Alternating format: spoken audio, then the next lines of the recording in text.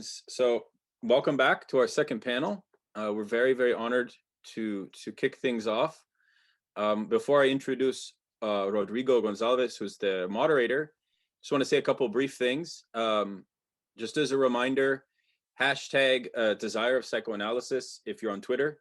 We've already had some nice kind of memes develop from the event. That's point number one. Point number two is the questions which we did not address. We intend to sort of write them out, although I think Gabriel did a very fine job of kind of consolidating answers. But nonetheless, some remain. So we will do our best to address them in written form. And then finally, as a reminder as well, we will host a follow-up of some sort, kind of to be determined based on today and tomorrow's sort of the results of where everyone is sort of wishing to examine things further. A number of things have already come up that are very pertinent and very clarifying. I think Gabriel clarified a number of things and is really, if I could say briefly, opened up a kind of channel for pinpointing some of the current hypercurrent crises that are going on in psychoanalysis today. So we've already made some advancements. Now, let me introduce today's moderator for the second panel.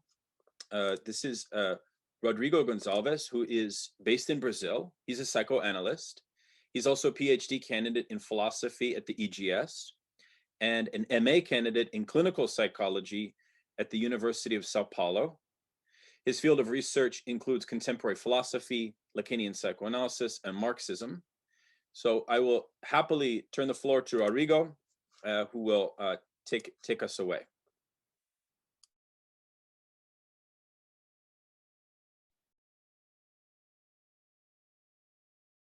Thank you, Daniel. It sounds all right. Everybody hear me just fine? Perfect. So it's really nice seeing you again, Daniel. And first of all, it's just great to find myself at this symposium among some very dear professors and colleagues of mine. I'd like to thank both Daniel Tut and you for organizing this event and for the invitation to mediate one of its panels. So allow me to welcome everyone back to the symposium on the Desire of Psychoanalysis. We're about to start our second panel of the day, which counts with the presence of the great panelists David Pavón-Cuellar, Denis Yao, and Samo Tomšič. But before we start, and I give the floor to David, I'd like to remember that we will have a brief Q&A interaction between attendees and the panelists right after each lecture, which will take around 30 minutes or so. And I will try my best to accommodate the largest number of questions as possible or as time permits. So let me introduce David Pavón-Cuellar, who's a Mexican social psychologist. He is a professor of psychology and philosophy at the Universidad Michoacana de San Nicolás de Hidalgo in Morelia, Mexico. His books include Marxism and Psychoanalysis in or Against Psychology, and From the Conscious Interior to an Exterior Unconscious, Lacan, Discourse Analysis, and Social Psychology. So you have the floor, David. Thank you so very much for being here today with us. Thank you very much to Rodrigo and Gabriel Tupinambá and Daniel Tut for organizing this. I'm very happy to be here with you, with Samo and the others. I will take 30 minutes. I hope my English will be understandable. An idea serves to think. The idea of the desire of psychoanalysis, as conceived by Gabriel Tupinambá, allows us to think of something that would be unthinkable without that idea. thanks to Tupinambá, we can now think of a desire that operates in psychoanalysis and that does not correspond to the unique desires of the analyst and the analysand. In addition to these different and somehow conflicting desires, there is a third one that is in some way shared by the analyst and the analysand. As Tupinambá says, there is a desire to participate in the idea of the unconscious. There is a desire on which the commitment to the hypothesis of the unconscious is founded.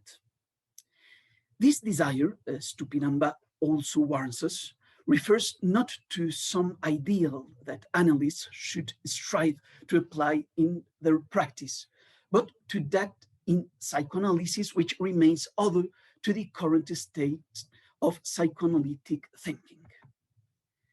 The desire of psychoanalysis points to the other, to what is beyond, to what is absent, and not to what is present in the Freudian field.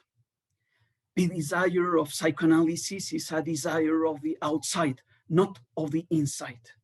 It goes to the edges of the psychoanalytic world, to the unknown, to what exceeds the object of psychoanalysis, not to what is contained in it. We have here a desire in the most radical sense of the term, a desire of desire, desire for the condition of desire, desire of the outside, not only of what is outside, desire of the world in its exteriority, not desire to absorb the world and thus make it interior.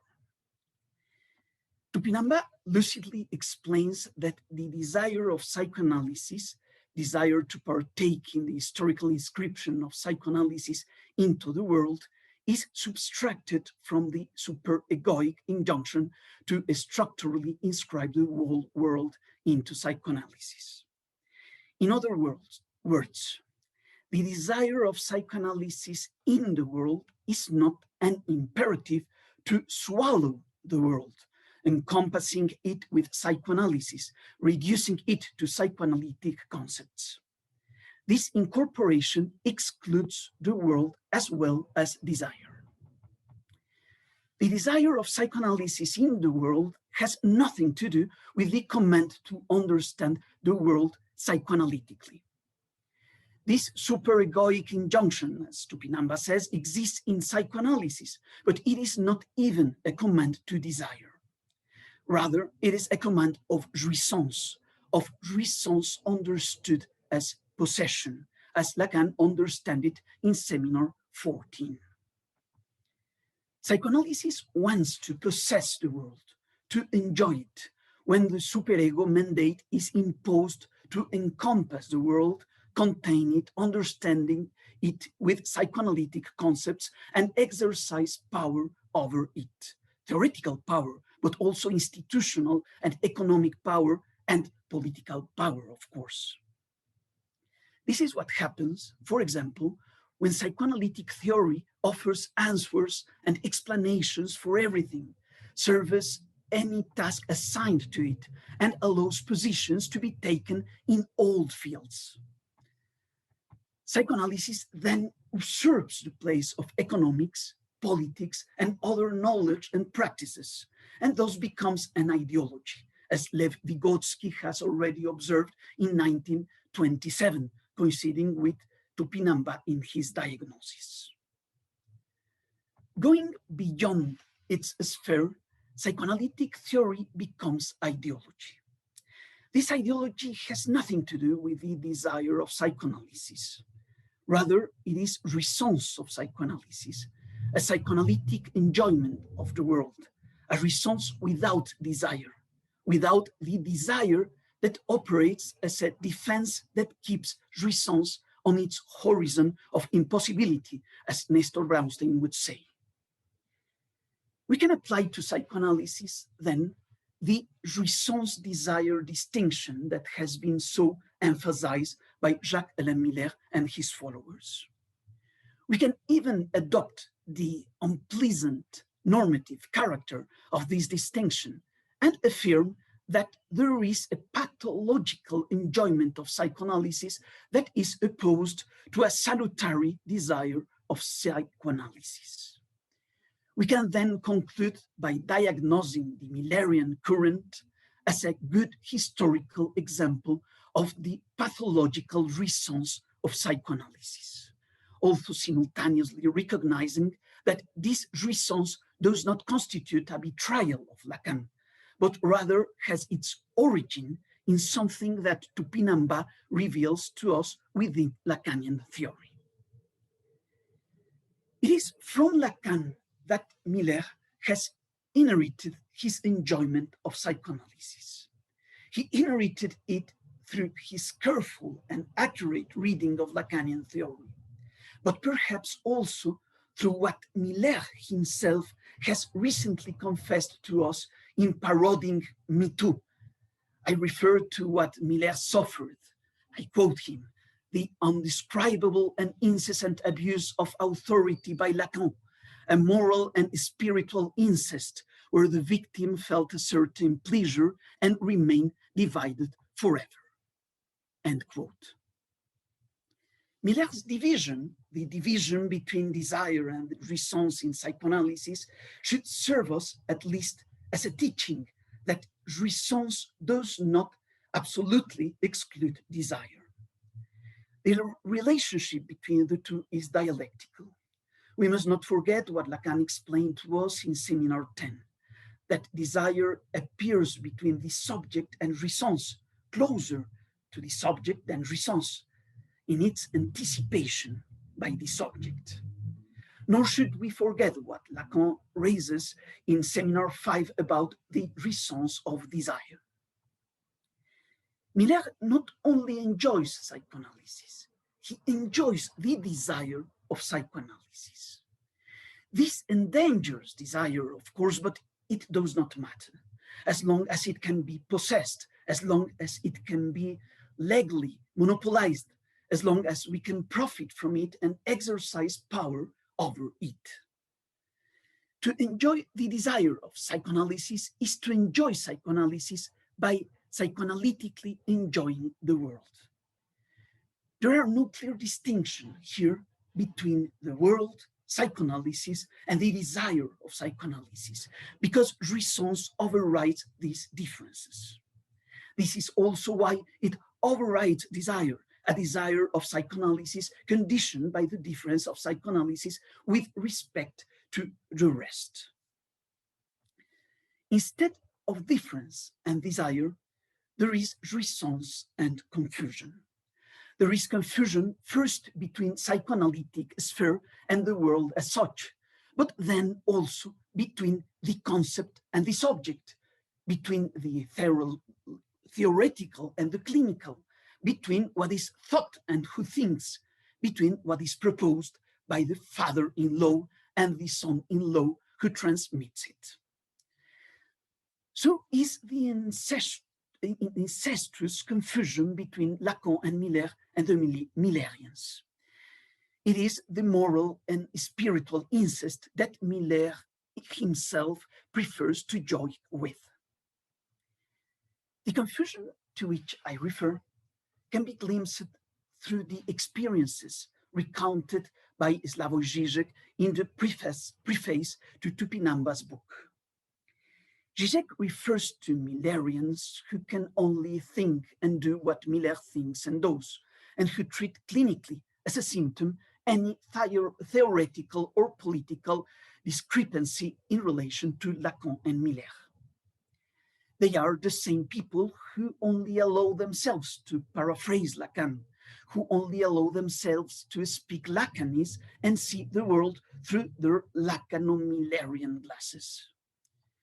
What we have here is not just a sect, mass phenomenon, but a pure and simple cancellation of the differences between singular subjects, between the theoretical and the clinical, between the interior and the exterior of psychoanalysis.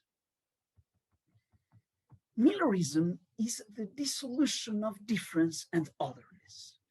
It is the realm of confusion, of unity and sameness, which is the realm of enjoyment.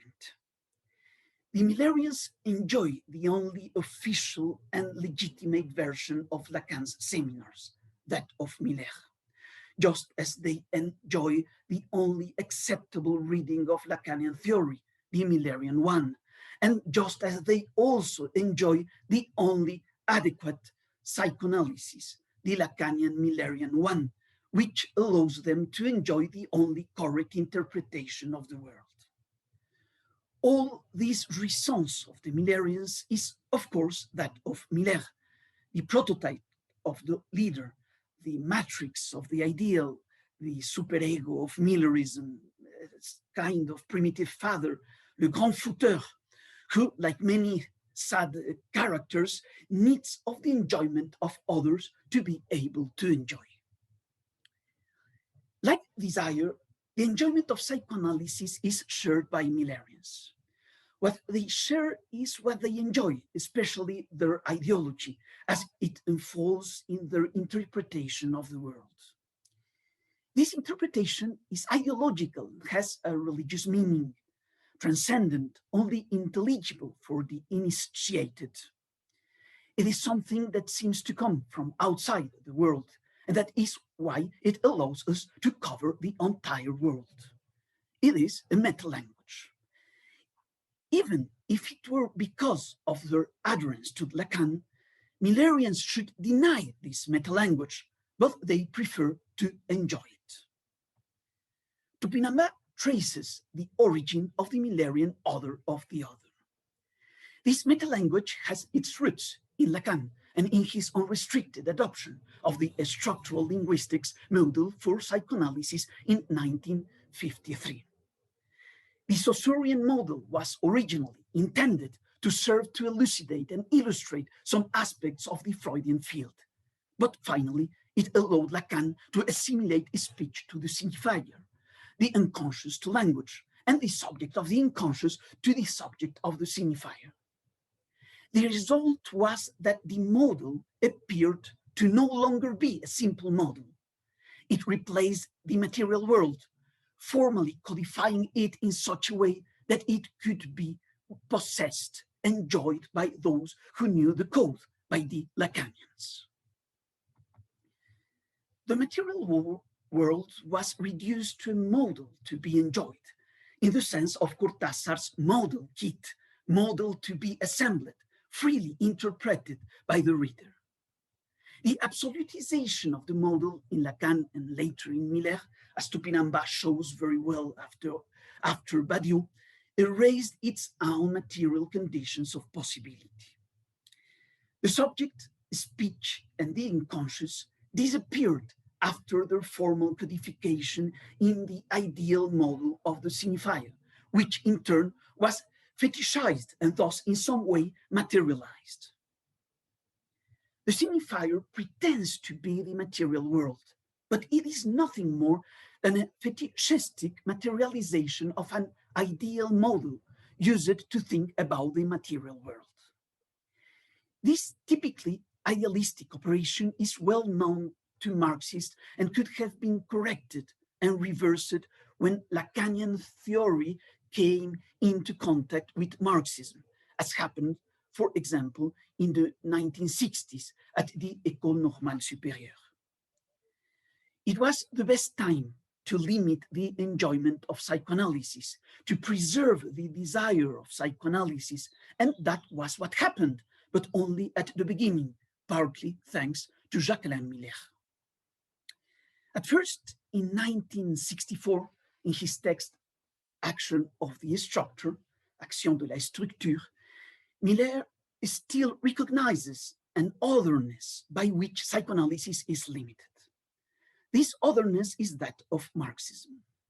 For the Miller of 1964, the Marxist and the Freudian discourse, refined respectively by Althusser and by Lacan, are the two discourses of overdetermination that mutually limit each other and that articulate one with the other outside of science. By having their field in the exteriority foreclosed by science, Marxism and psychoanalysis are certainly beyond the limits of the scientific fence and its closed field. Science is limited, while Althusserian and Lacanian discourses refer to what is beyond the limits. Both discourses seem unlimited, but in reality they limit each other, which does not prevent them, as Miller says at the end of his 1964 text, to communicate by means of regulated transformations and to be reflected in a unitary theoretical discourse.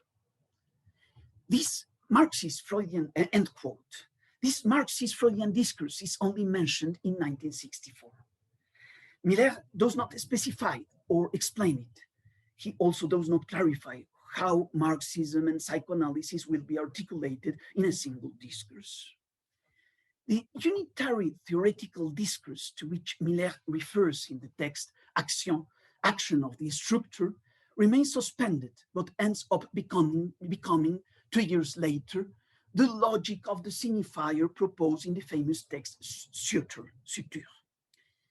It is as if the 1966 text provided an answer to the 1964 text. However, unlike the 1964 unitary discourse, the 1966 logic of the signifier does not articulate the discourse of Marxism with that of psychoanalysis.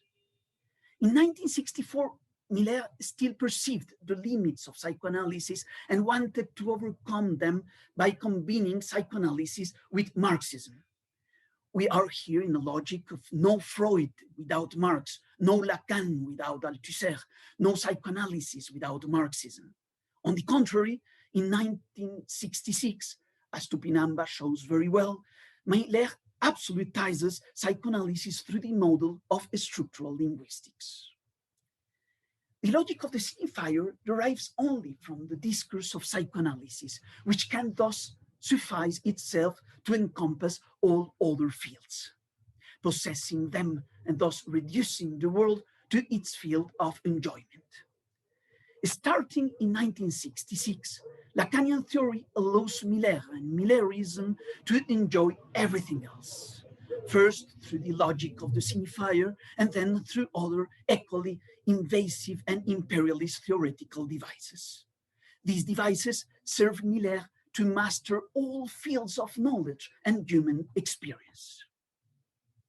The ideological overreach of Miller's enterprise has recently reached a symptomatic point by also embracing politics. Suddenly, with the Zadig movement, we discover a Millerian politics that continues to be justified with a certain version of psychoanalysis. The Freudian Lacanian discourse is no longer articulated with the Marxist discourse as in 1964, but is entangled with itself, giving rise to a subtle translation of the dominant rightist tendencies. Any political project is carried away when it lacks a solid, well-founded and established radical alternative anchor, such as that of Marxism. In the absence of the Marxist discourse with which it had to be articulated in 1964, Miller's project has been carried away by media suggestion, by the pensée unique, by the banalities of neoliberal democracy and its rule of law. All of this is disguised in Lacanian jargon, but Miller is increasingly clear on his political positions. In France, in the last presidential elections, Miller took a position against Mélenchon's left and called for a vote from the first round for Macron's right, openly admitting that his option for Macron was an option, I quote Miller, for the money candidate, for the financial option, for the big capital, end quote. Meanwhile, in Latin America, Miller systematically ignored the repression and undemocratic authoritarianism of neoliberal regimes, but not of left-wing populist governments. It is true that Miller has said that he considers himself a leftist and even a Marxist. What is certain is that he speaks of the left as if he were not part of it, detaching himself from it, condemning it, the left, as a wall for its religious drift or for its narcissism of lost causes. At the same time, Miller shows a certain weakness for the right, which does not prevent him from repudiating the extreme right, like any well-thinking, politically correct person, and in accordance with the ruling ideology, the ideology of the ruling class. Miller accepts that he is a bourgeois. He also recognizes that his option is that of the capital that won the last elections in France. Millerian politics is the neoliberal politics against which the Nuit debout and Gilets jaunes movements protested. It is the politics of the conventional mass media. Miller's politics is pretty ordinary. It lacks interest. What is interesting is elsewhere. In Miller's jouissance, in his enjoyment of politics, speech and power, his jouissance of psychoanalysis and the world. The interesting thing is the way in which Miller turns his Lacanian jargon into a meta-language that allows him to enjoy the world, make fun of everything, and place himself above the left and the right, judging them from the outside and from above, just as any extreme rightist does. Miller offers himself the jouissance of the extreme right. 3 or 4 years ago, he enjoyed being European and describing Argentina as the ass of the world. He now enjoys talking about gender ideology and making fun of feminists, transsexuals, and decolonials. Miller can thus know the enjoyment of the far right without being a far rightist. And how does he get it? Very simple. He says that he is against the extreme right and speaks with a meta-language that pretends to be outside the only language of politics. Millerian politics pretends to be a kind of meta-politics. This is Sadik's politics. It is a politics that includes politics and everything else. This is perfectly fascist, but harmless, thanks to its insignificance. It is a kind of theoretical micro-fascism. Its political impact is minimal, but it exists, as could be seen in the last French elections, in which Miller provided some votes to the right. The meta-language also served Miller to give a transcendent justification to his politics and impose it on his loyal followers, deciding what they think and for whom they vote, always in the name of Lacan. This is how Millerians get caught up in Miller's enjoyment, possessed by it, spellbound by his word. When one resists, like Jorge Alemán, he's immediately disqualified. Nothing can escape Miller's jouissance. When something escapes, it is paradoxically condemned as a form of jouissance. The conclusion is clear. In the horde, there is only room for the enjoyment of the father.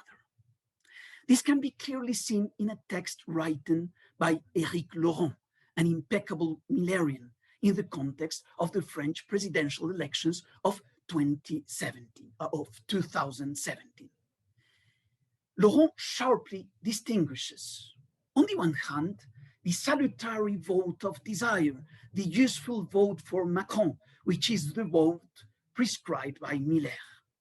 On the other hand, any other vote, which would be the pathological vote of jouissance, since, according to Laurent, the opposite of utility is always jouissance. It is a quote of Laurent. In Millerian normativity, in which enjoyment is pathologized, the only way not to enjoy is to obey Miller, submit to his jouissance, which is also the only jouissance secretly authorized for Millerians. this enjoyment must be authorized because it opens the way for desire. Laurent then finds desire in the Millerian enjoyment of psychoanalysis, in Lacanian ideology, full of itself and excluding any exteriority. It goes without saying that Laurent's desire, even thought it may be a desire of psychoanalysis, has nothing to do with Tupinambá's desire of psychoanalysis. It does not point to the outside of the Freudian field, but to its interior. It is a desire that can also be enjoyed through psychoanalysis. Everything is here an opportunity for jouissance. Thank you very much.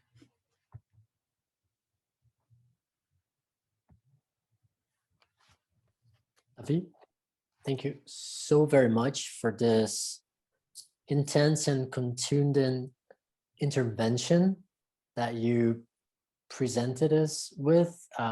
It's a pleasure to hear your points on Lacanian ideology and one of its most fragile and dangerous consequences. So I'd like to thank you for your presentation. And well, let's continue with the panel. Now let me please introduce Dennis.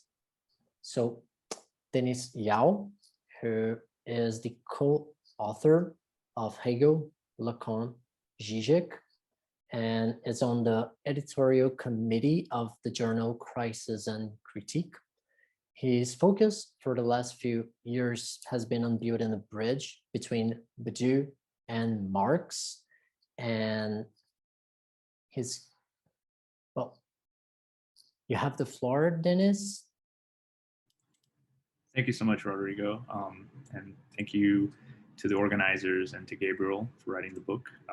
Very happy to be here. I have some slides that I've prepared, so I'm going to share my screen. There may be some math formulas, but don't be afraid. We will go through it together, and hopefully it will make some sense, be worthwhile. Can you all see my slides?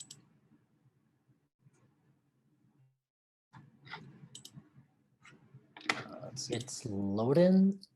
Now, there you go. Now? Perfect. Okay, let me go back to, okay, so the title of the talk is Towards a Theory of Generic Listening. Okay, so unlike psychology, which attempts to exhaustively catalog the forms of human suffering and produce a map of treatments corresponding to its diagnoses, psychoanalysis starts with the axiom that every analysand is one of a kind, singular. The clinic is where one goes to unfold this singularity. Whereas psychology sees every case as an instance of some typology, psychoanalysis can only find exceptions. How every analysand fails to fit into some classification.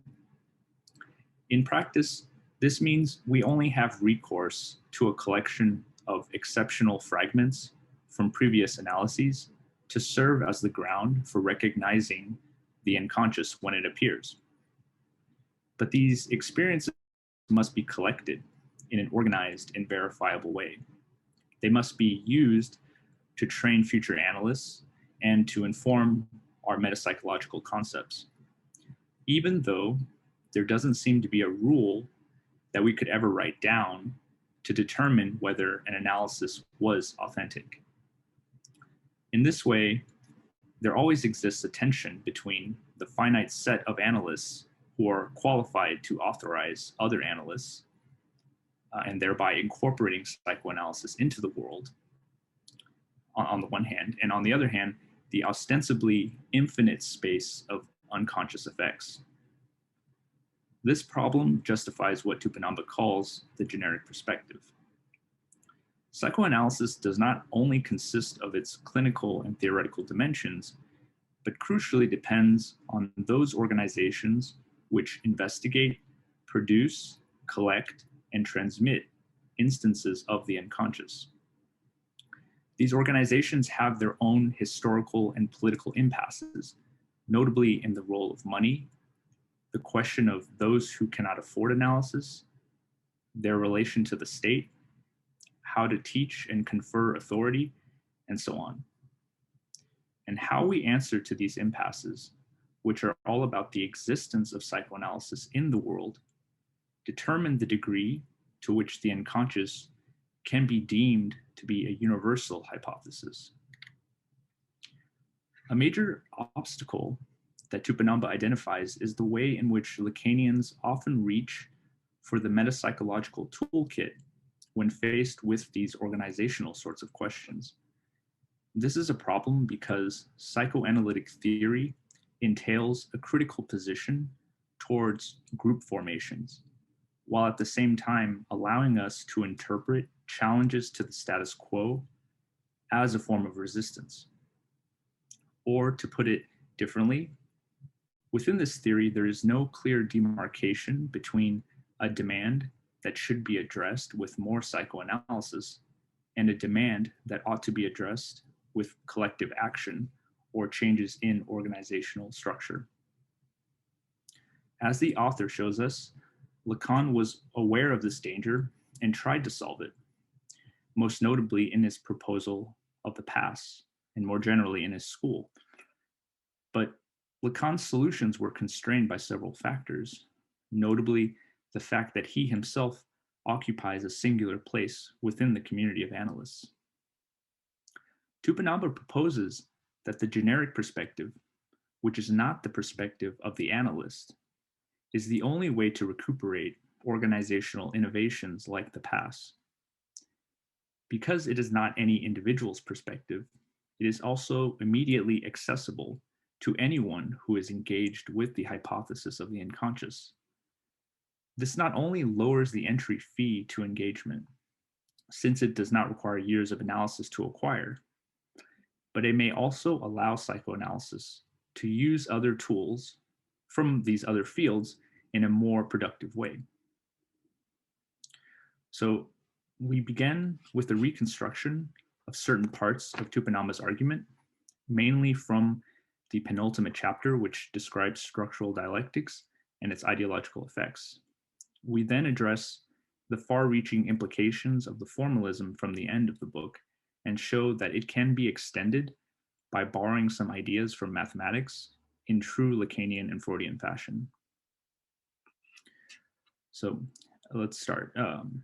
In the chapter entitled Groundwork for Metapsychology of Ideas, Tupinambá puts forward a critique of what Badiou has called structural dialectics, used to describe the installment of the logic of the signifier as a universal logic underlying all structured forms.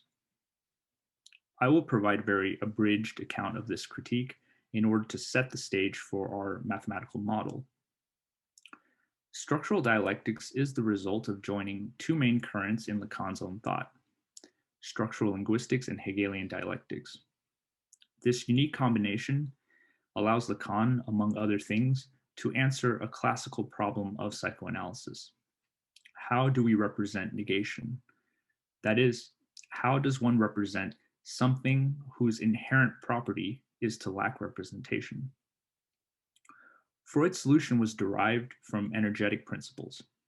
Representations are charged with a certain substance, libidinal energy, and the uneven distribution of this charge signals a repressed knowledge. And this fits with his general theory of why talking sometimes cures us. Just as energy is spent to keep the repression going, which manifests into a symptom, to allow this repressed content to appear in the clinic would unblock this cathected energy. However, Freud found a basic problem, which is that one could fully accept on an intellectual level a repressed knowledge without actually alleviating the symptom. This means that there is a difference between a lack which could be filled by representation and a lack of a more constitutive nature, trauma, for example. Lacan and his school took up this problem and solved it in a brilliant way. In their view, this lack in representation didn't require positing a substance such as energy, but is rather a feature of representational space itself. As Tupinambá writes, for Freud, this something other was an excessive libidinal investment, and this excessive dimension is preserved in the Lacanian approach. What is new is that instead of a theory of libidinal substance, with all the problems that this dualism entails, we get a theory in which libido and representation are always articulated as formal aspects of signification, a theory of the space of representation that does not require any reference to external states of affairs. So this closure of the space of representations, the fact that it can model lack without referring to an external object, is made thinkable when Lacan introduces the notion of a unary trait. Tupinambá points out that this notion has a deep conceptual link to the purely extensional notion of a set in mathematics. The fact that one can build a set by arbitrarily adding elements together, and that this set is thereby different from all other sets without reference to any unifying property, inspired Lacan's distinction between unicity and unification. The logic of the signifier is the most complete model along these lines. The formula, a signifier represents the subject to another signifier, captures how representation doesn't unify, but always points to another representation. The excess of a signifier is formally internalized to the signifying act itself. This process has no intrinsic limitation, attested to by the recursive nature of the definition. But the effect of working through in the clinic is that something can be extracted from this negativity of the signifying process. This can take the form of a new signifier, that is, in Tupinambá's words, able to contain something of otherness, while separating itself from the general alterity of the world. In effect, this allows the analysand to reformulate her relationship to this otherness. But we are still within the realm of orthodox Lacanian thinking up until this point. However, Tupinambá is concerned not with validating or invalidating the logic of the signifier, but to show that this logic should be regionalized rather than taken wholesale as a model for non-clinical phenomena. In other words, not everything is a signifying process in the Lacanian sense. And this is why structural dialectics inevitably runs into serious theoretical and ultimately political problems. However, the author shows that if we can properly regionalize the signifier, which is to say, to find its conditions and thereby delimit its reach, we can then get to work in extending Lacanian theory and clinical technique in a more productive way. The second half of this presentation will attempt to reconstruct Tupinambá's approach of this extension. Lacan noted very early on that the logic of the signifier is sustained by something that is not itself a signifier, nor a subject. This problem engenders the famous theory of the object small a, which captures the fourth term of the logic and undergoes many iterations throughout Lacan's thinking. We could say that, unlike the logic of the signifier, which seems to take the entirety of language as its domain, the object small a originally was regionalized to the desire of the analyst. Only within the confines of transference does the analyst remain an enigmatic figure, such that the analysand may ask, what does he want from me? Tupinambá pays Lacan his due in the following passage. In this way, what is most intimate and what is most external coincide at a point that is equally excluded from the interior and from the exterior. The radical externality of the world without us and the radical interiority of the stumbling block in our desire turn out to be made of the same stuff. This is a solution which is at once dialectical, given that it rests on a previous tension, and materialist, since it grounds subjectivity in the non-subjective. It is also structural, since it is accomplished by further expanding the reach of an already established model based on a differential system. However, there are at least two major problems here, as the author notes right after. First is that there is nothing which justifies this identification of external object and internal stumbling block in general, outside of the clinical space. Tupinamba's argument is that only within the confines of the clinic can we remove enough of the external world to allow the object A to appear as this extreme form of otherness. By conflating clinical space with the general space of structures, psychoanalytic theory becomes a way to treat other fields as if they are the clinic. For example, it may authorize us to say that a mathematical concept is non-all, that it is disrupted from within by an excess that cannot be formalized. Or it may allow us to uphold a cynical stance towards politics because we assert that the desire for change is always mediated by fantasy. This is a problem, not only because we are led into making non-mathematical and non-political remarks about math and politics, which produce no effects in those fields, but more importantly, because it stops us from leveraging concepts from those fields to further create solutions to clinical and metapsychological problems. The second problem is that although it is possible to upgrade the object A from a clinical concept to a philosophical one, it is very easy to lose one's rigor in the process. For example, how do we distinguish between absolute difference and just another form of the one? And without this rigorous footing, we don't have the means to build anything new with the object A. Indeed, it stands at a critical distance to every form of building. Although this critical distance is a necessary step in some cases, it can also be a hindrance to novelty when taken as a general principle. In other words, if all you have is the hammer of radical negativity, every nail looks like it is suturing the world. Tupinamba's solution to this problem is to keep these conceptual developments from Lacan, but to also assert that this is only one possible model of absolute difference, one which only ever appears as such in the clinic. To say that what sustains analysis is a certain unsubjectivizable desire may in fact conflate reasons which should remain distinct. And this may be where the institutional dimension becomes relevant in theoretical concerns.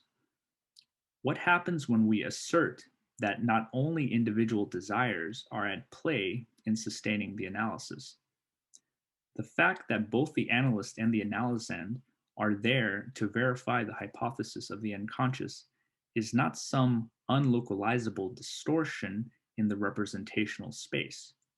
It is the result of a decision of two inquisitive individuals to work towards a common goal. Tupinambá proposes that the generic perspective allows us to see how the analysand and the analyst together form a kind of synthetic unit of labor power that produces the means of listening for future analytic sessions. The possibility that listening can actually be enriched by this process, what I am calling generic listening, is the ambitious proposal in Tupinamba's final chapter on the past. Okay, so now we get to the math parts. So we now have enough context to address the model of the past that Tupinambá offers in the final chapter. Here, I provide not only a summary of his construction, but also attempt to add some additional points that might enrich our formalism. The first step is to establish the proper domain of the phallic function phi. This is the clinical space, which is delimited by the rule of free association, or what Tupinambá calls speech freed from reporting.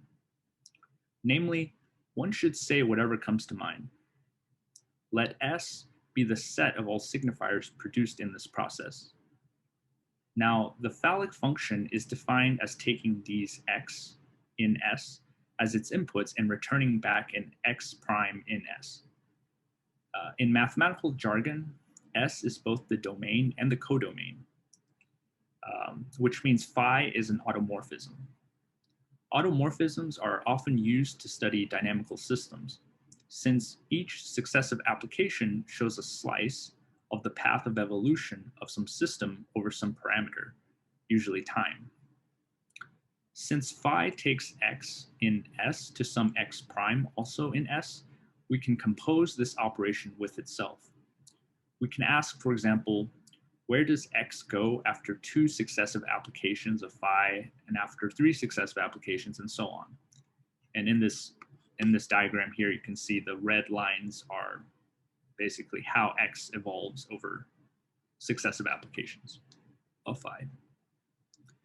Up until now, our function phi resembles the successor function in Peano's axioms, the one that adds 1 to every natural number. Namely, if we want to know the third thing that was said after x was said, we are asking for phi of phi of phi of x, if it exists. We first note that even if one does analysis for decades, the size of S will still be finite, unlike the natural numbers. Second, phi fails to be the successor function because things tend to repeat themselves. In fact, this is the most significant aspect. That is, it is possible that phi of phi of phi of phi of x is equal to x again, which we could call an orbit. The third important feature of S is that it is comprised of cuts initiated by the analyst. The cut of the session means that we have a definitive start and end point for any given sequence of phi applications. And this is decided by the analyst, not by the analysand. Right? The unique property of the clinical space is that no one except the analysand is responsible for what is said. This gives rise to a certain counterfactual space that runs parallel to what is said, because the analysand ostensibly could have said something else. In ordinary speech, one has recourse to social rules, expectations, decency, and so on to explain the actuality of what is said, which restricts the counterfactual space considerably. But one gains insights of the psychoanalytic nature when one is able to embed what is said into the largest possible space that one can still be responsible for. It is in the gap between what is said, which are the sequences produced by the iterated phallic function, and what could have been said, the counterfactual sequences, that we find the effects of the unconscious. For example, repetition of a given signifier indicates the possibility that the phallic function is orbiting around some yet unnamed point in this counterfactual space. But to apply Lacan and Freud's insight here, this unnamed point is not necessarily another signifier. It could also be a more constitutive distortion. The key ingredient is that the analyst is not simply listening to what is happening in S, but also for this relation between S and this larger space. Returning back to Tupinamba's formalism, a complete analysis consists of two sets, S and A. The former is, as we've described, the set of signifiers which are produced in the clinic, and A consists of these more constitutive distortions of the representational space.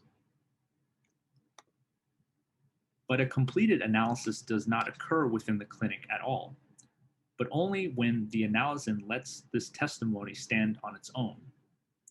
This means that the pass is the institutional absorption of what has been formulated in the session, but this time rendering the phallic function inoperative. The analysand's testimony is received by two passers, two trained analysts, neither of whom were involved in the analysis, and they are the ones who transmit this to a jury. The completion of the analysis is therefore decided without the analysand at all.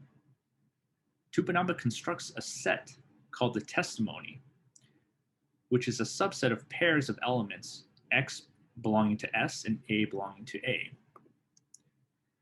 The point is that the testimony gathers particular fragments of what appeared in analysis, but this time including the otherness, which eluded signification. Traversing the fantasy is given a concrete interpretation here. It is the set comprising what was said, coupled together with what appeared as impossible in the restricted setting of the analytic session. This set serves as a map between the signifiers and the space of signifiers. The testimony is therefore not simply a summary, but also an invention of the space in which what was said finds its proper home. Tupinambá finds in this inventiveness the trace of the desire of psychoanalysis itself. The question is how much and what sorts of novelty are permitted by the jury standing in for the institution. A quote by Tupinambá here. The central question is this: is the possibility of passing the testimony along between passers and jury dependent on their recognition of a certain underlying structure within it? The traversal of a certain plane of identifications has taken place.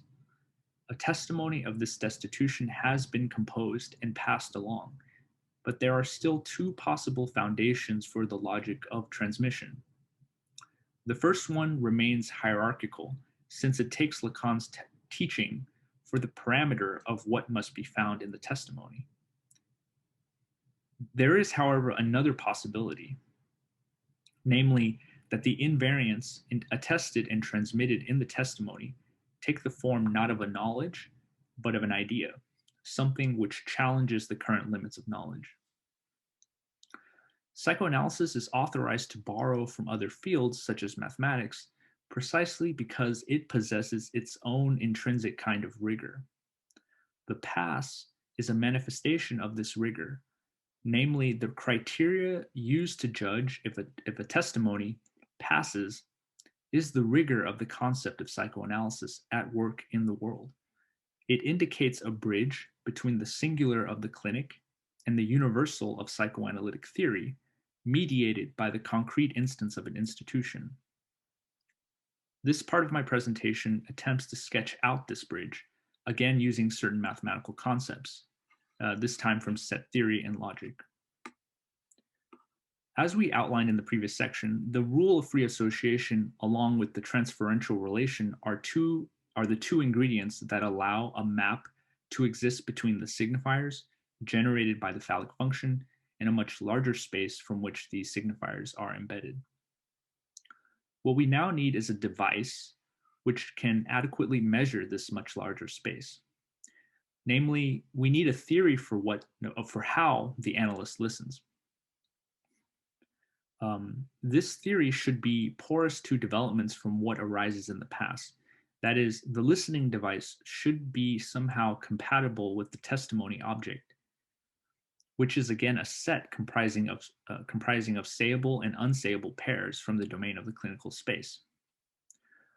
Let us first start with a game that is particularly suited for those who are bored and/or philosophers.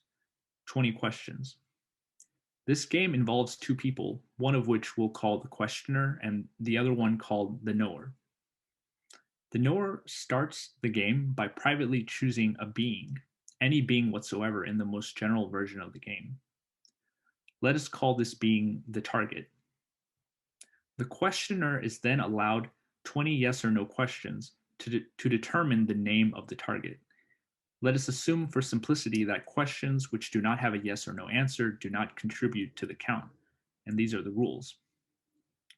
We are interested in the ontological wager of this game, which is that any being one can think of should have an address no longer than 20 yes or no questions. Yes, it is alive. No, it is not a human. Yes, it is prehistoric, and so on. The effect of every question is to partition the remainder of the world and to discard one part and keep the other. This is true whether or not the answer is yes or no. In both cases, we gain useful information. In effect, when we reach the end of our 20 questions, we have constructed what mathematicians call a filter, namely a set of sets that all contain some common set. As the knower, I ought to choose the most indiscernible sort of being. For example, the last 5 meals that Beethoven consumed prior to his first performance of his 5th symphony. It would be easy to choose something which is nearly impossible for the questioner to ascertain in only 20 questions. But what if we were to increase the limit of questions? We can then ask, what is the minimal number of questions required to find any being? This sort of question is what justifies Badiou's formulation that ontology is mathematics, not because everything is mathematical, but because what is sayable of anything, its properties, together form a filter whose sheer size and structure is only thinkable through mathematics. We almost have the concept of the filter in our grasp, but now we need to add a somewhat complicated addendum. Namely, we have only so far described principal filters. These are filters which contain an element common to all of the elements in the filter. This would be the supposed target of the questions. The filter is principal if there indeed does exist something which can be located by the yes and no answers to our questions. But mathematicians are most interested in non-principal filters. These are filters whose parts together contain no common element. It is required that such filters are infinite, and in fact are used to study very large forms of infinity. There are 4 properties to these filters which we can formulate in set theoretical terms. Let us say that for an infinite set S, U is a non-principal ultrafilter on S if and only if 1. For any sets A and B which belong to S, if A and B also belong to U, then their intersection is also in U, right? Intersection being the elements that are in common between A and B.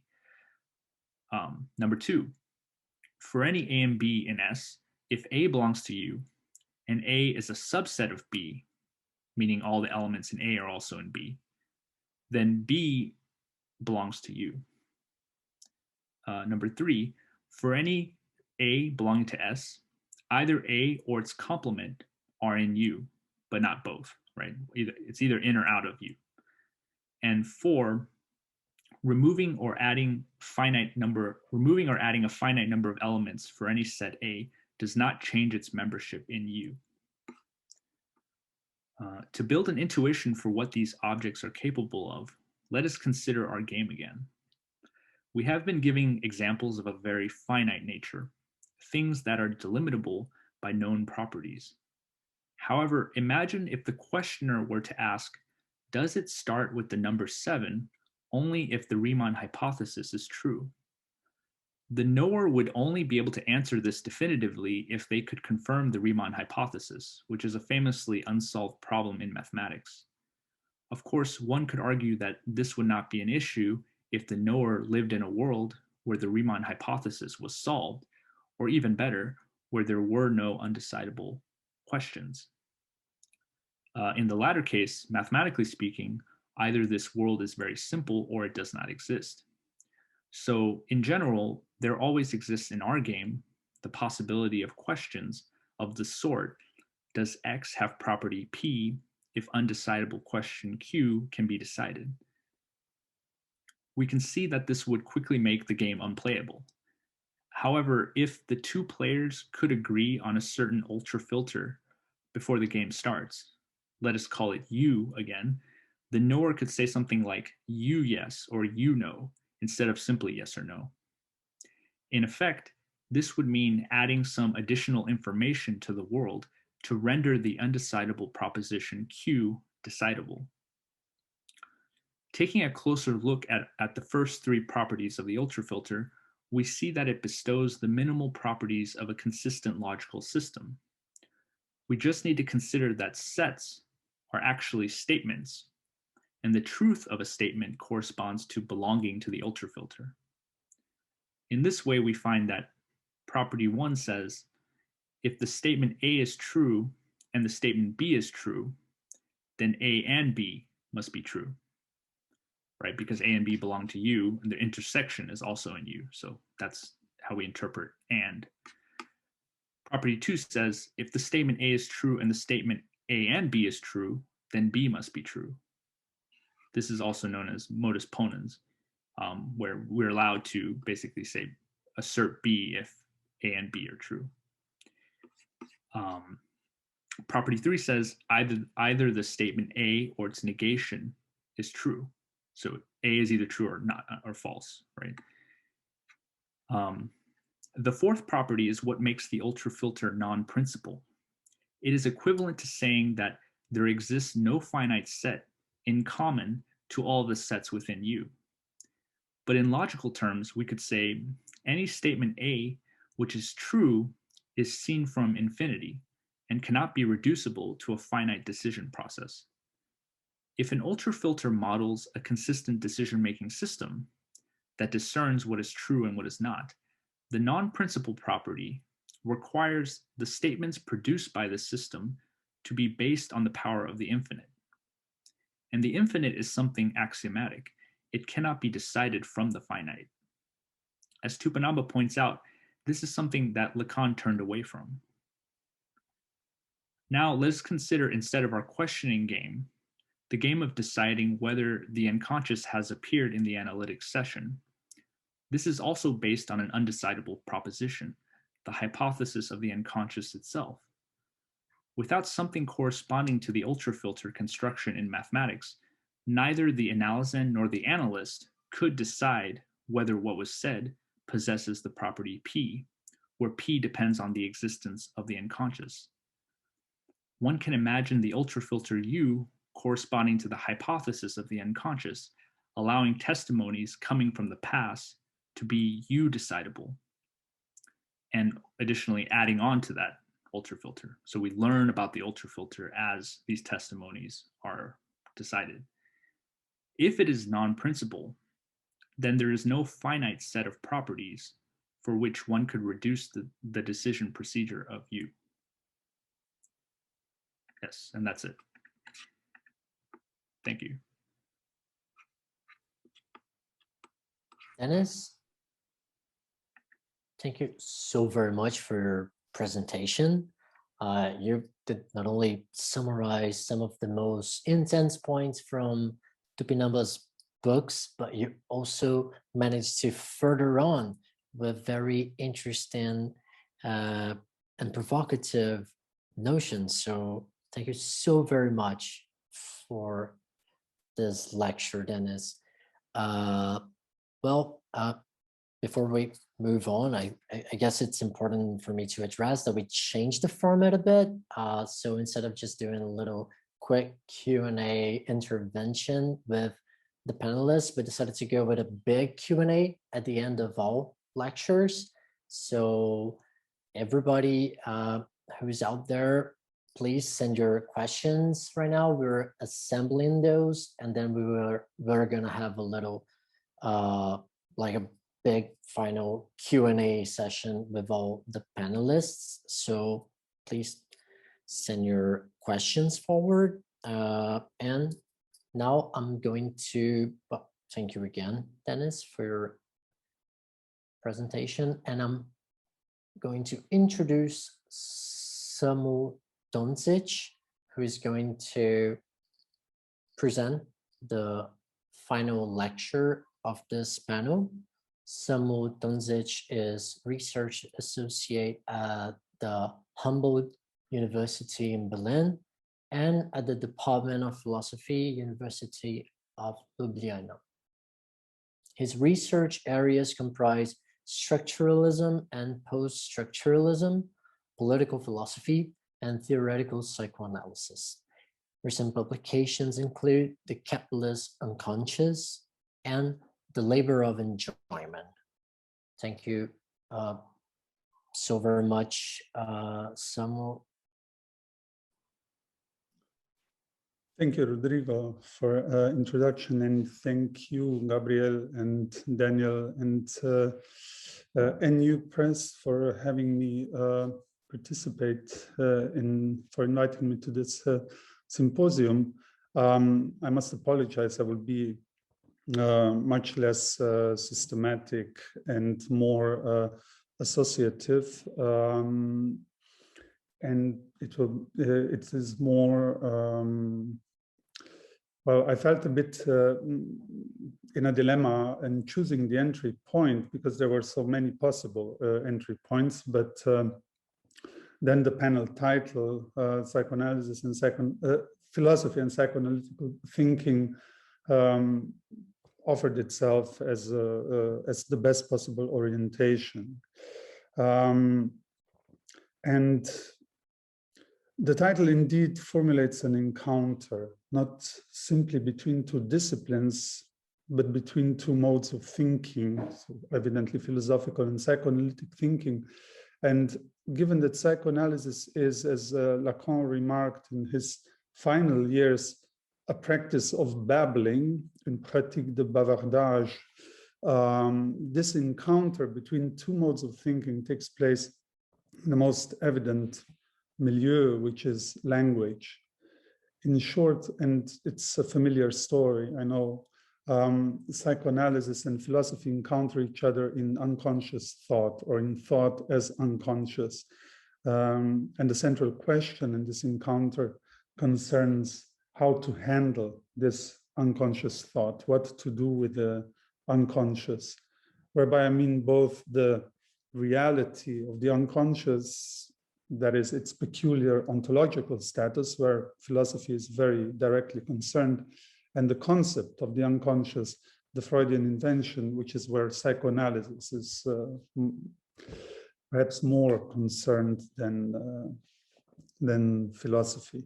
And one could also say that behind the two doctrines of language that philosophy and psychoanalysis elaborated throughout their history, one longer than the other, of course, not only the question of the relation between thought and language is at stake, but rather of the thinking of language itself, language as a peculiar foreign intelligence in the speaking body.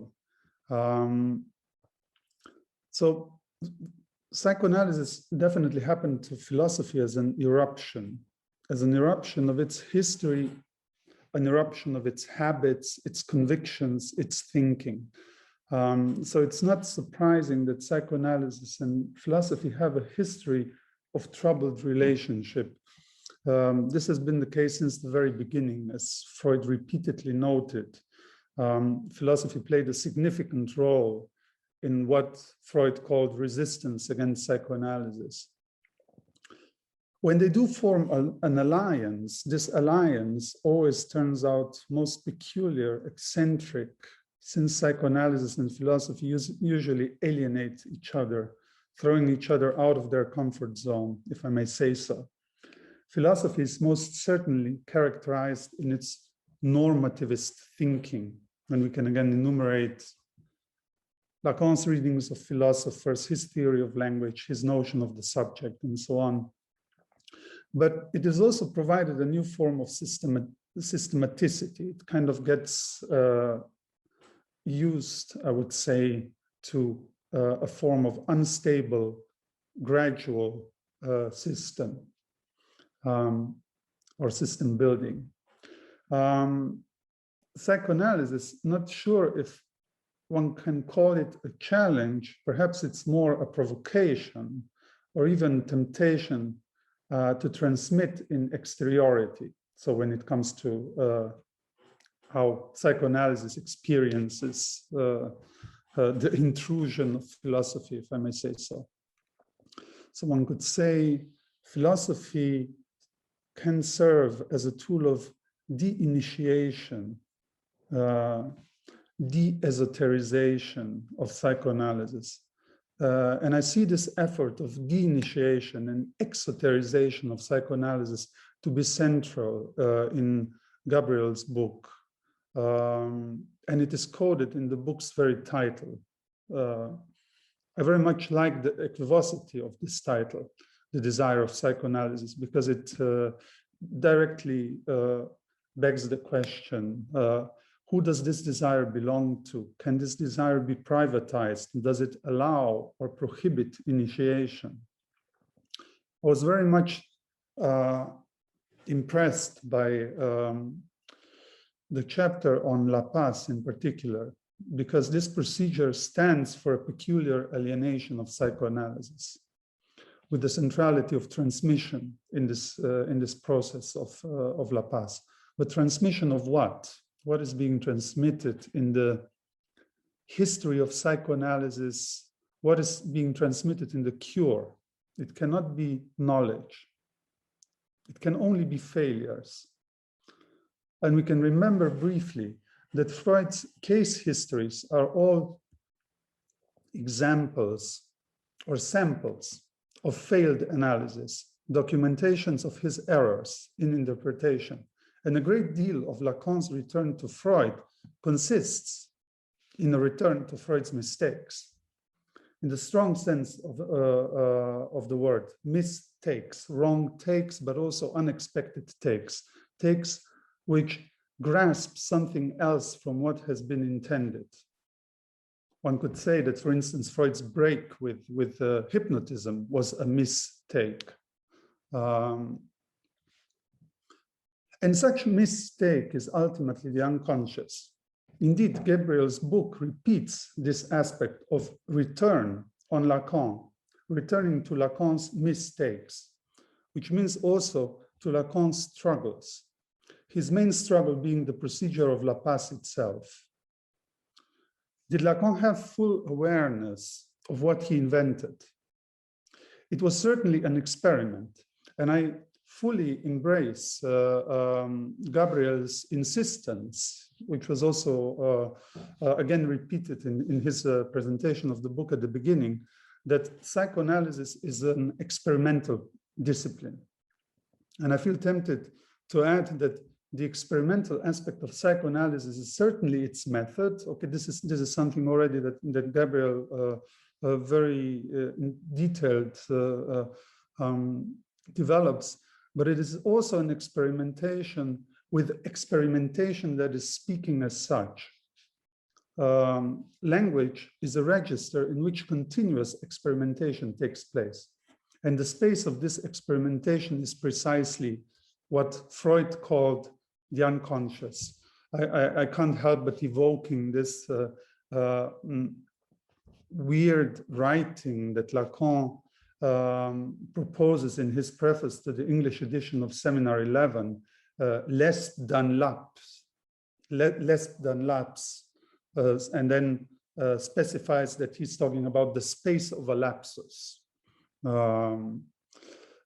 So with experimentation, the question of change also comes in. Another major issue that Gabriel points out, and I must admit that this was, one of the things that for which one can say it's all there. It's also very evident, but one never thinks about it. That change is something that psychoanalysis often, as we see, and also these criticisms of Jacques-Alain Miller that have been raised also today, address precisely this issue, that there is a certain resistance to change in psychoanalysis, of psychoanalysis. And this resistance to change is, I think, directly linked to the problematic of resistance that Freud raised in the clinical setting, resistance of the analysant against the cure, which is not simply his or her own resistance, but it's a resistance of a structure against change. And then we have the more overtly political, social issue of social change and the systemic resistance. So there is a certain discontinuity here, but I would say it's also a certain continuum. I don't think one can, point the line or point the moment where we flip from this divide, clinical to social.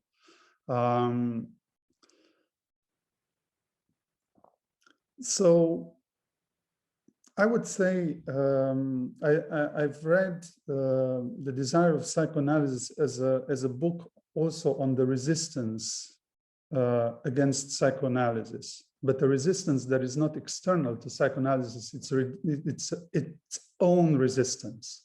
So a resistance of psychoanalysis against psychoanalysis, against the radical implications of psychoanalysis.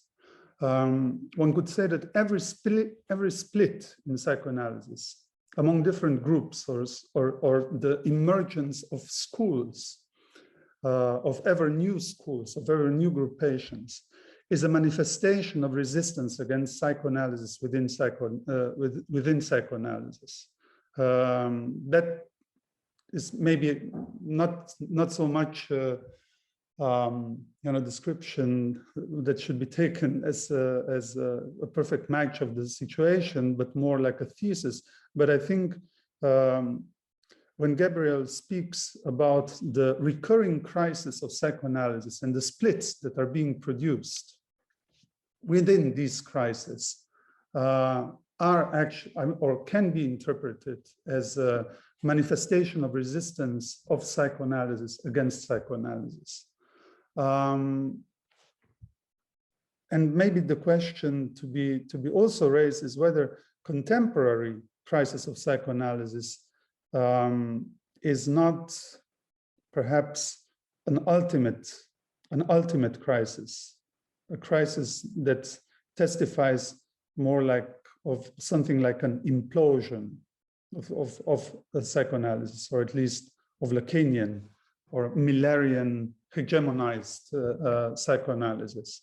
That's also more like a spontaneous reflection that I would offer into the discussion if it feels like being worthy of discussion. The Desire of Psychoanalysis addresses something that one is not really used to reading about among Lacanians, the uncertainty of the unconscious and the uncertainty of psychoanalysis itself. And again, I would say that this is the problem of a specifically psychoanalytic resistance.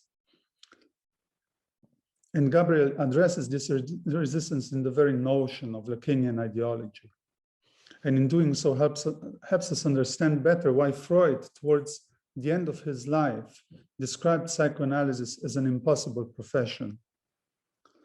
Gabriel is perfectly right to differentiate this Freudian characterization of psychoanalysis from Lacan's concept of the real qua impossible.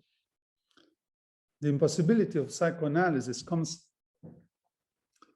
for Freud from the omnipresence of resistance, which is both internal to the analytic setting, so not only on the side of the analysand, but also on the side of the analyst, and external to analysis, to be encountered in culture, coming from both religion or more generally what Freud called worldviews, including philosophy, and from science, most particularly from a specific understanding of scientificity, through which psychoanalysis is discredited as a legitimate clinical practice. And by being discredited as a legitimate clinical practice, it is, well, pretty much,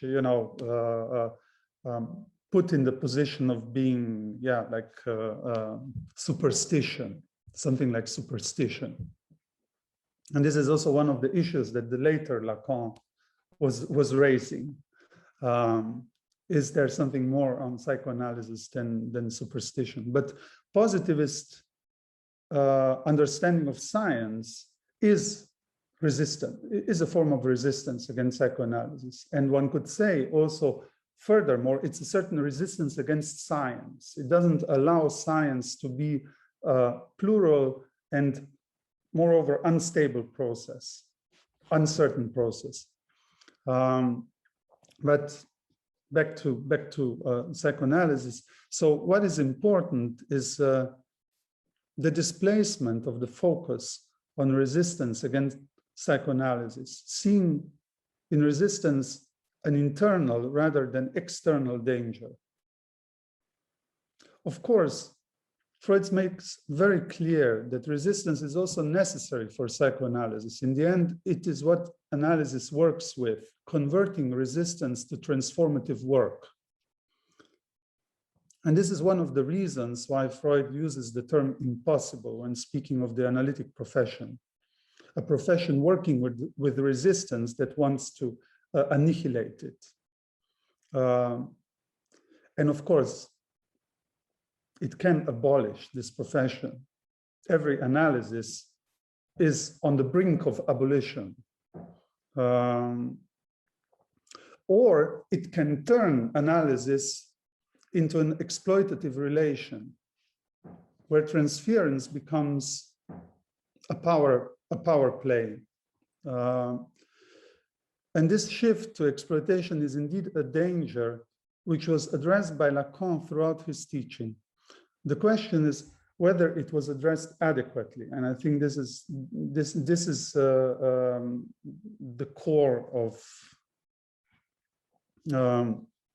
Gabriel's book, or one of the most essential questions. Did Lacan address the issue of resistance against psychoanalysis, within psychoanalysis, correctly? It most certainly is addressed in the transformations of discourses, where the analytic discourse is placed between hysteria and university as two possible transformative outcomes if the analytic structure is no longer sustained. It is worth recalling an exchange between Lacan and Jacques-Alain Miller at the beginning of television. After saying the famous introductory remark, when Lacan says this, I always say the truth, blah, blah. Miller intervenes with the remark, ici on est à la télé. This is television. Or here we are on TV. Being on television should impose a different mode of speaking, accessibility.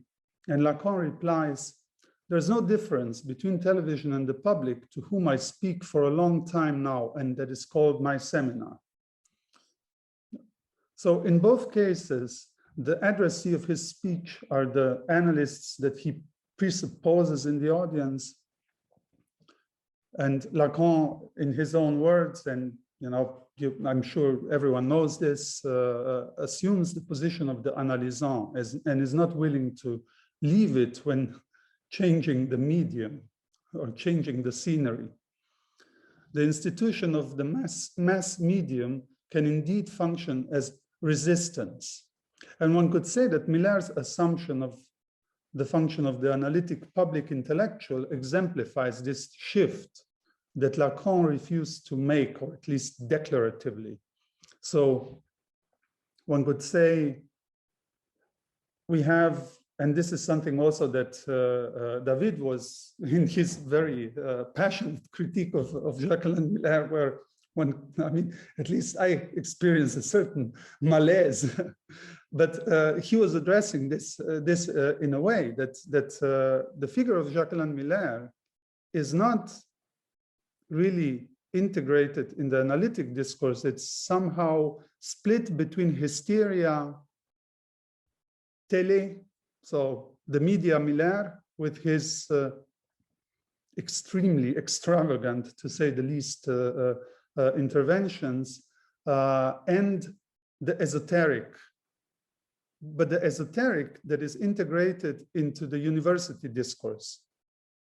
So initiated in a certain corpus of knowledge as well.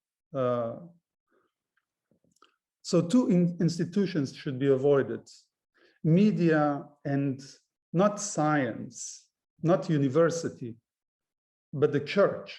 I think the church is also the structure of the university discourse. And precisely the church that Lacan warned in his Lettre de Dissolution, whereby it's interesting that the church is a danger for both psychoanalysis and Marxism. No surprise, given that they intersect in a common terrain, the symptom, for which Lacan claimed it was Marx's invention.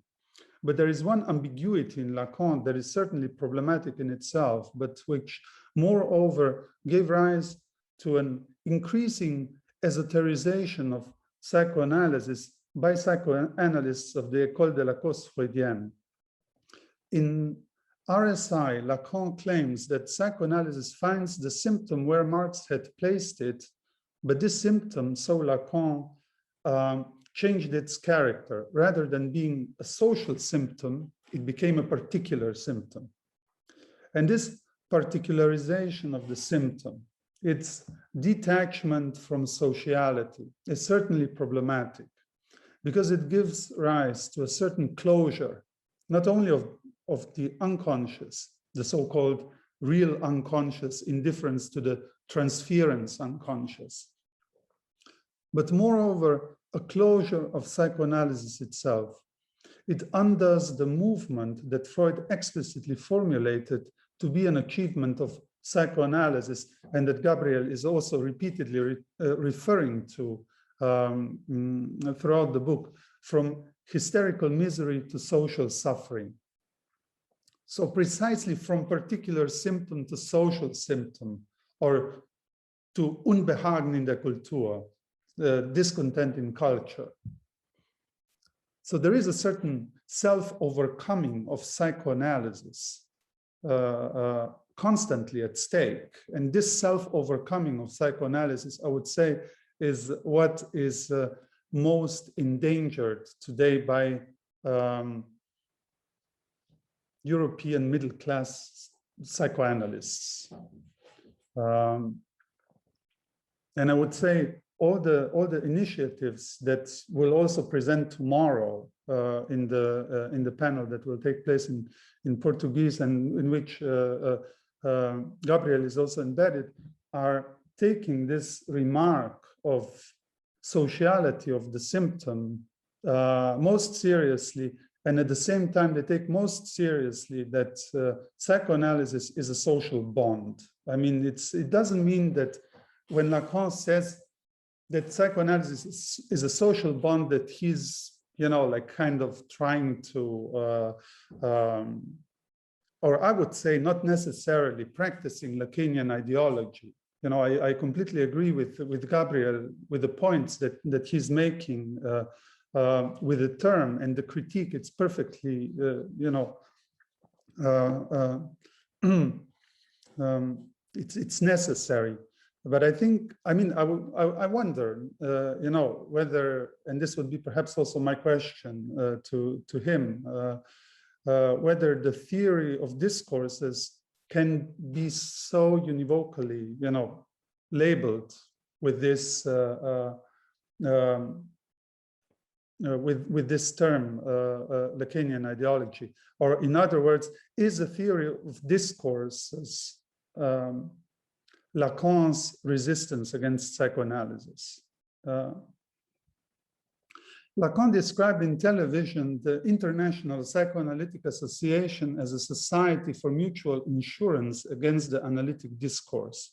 In French, Société d'assurance mutuelle contre le discours psychanalytique, or SAMCTA, the initials.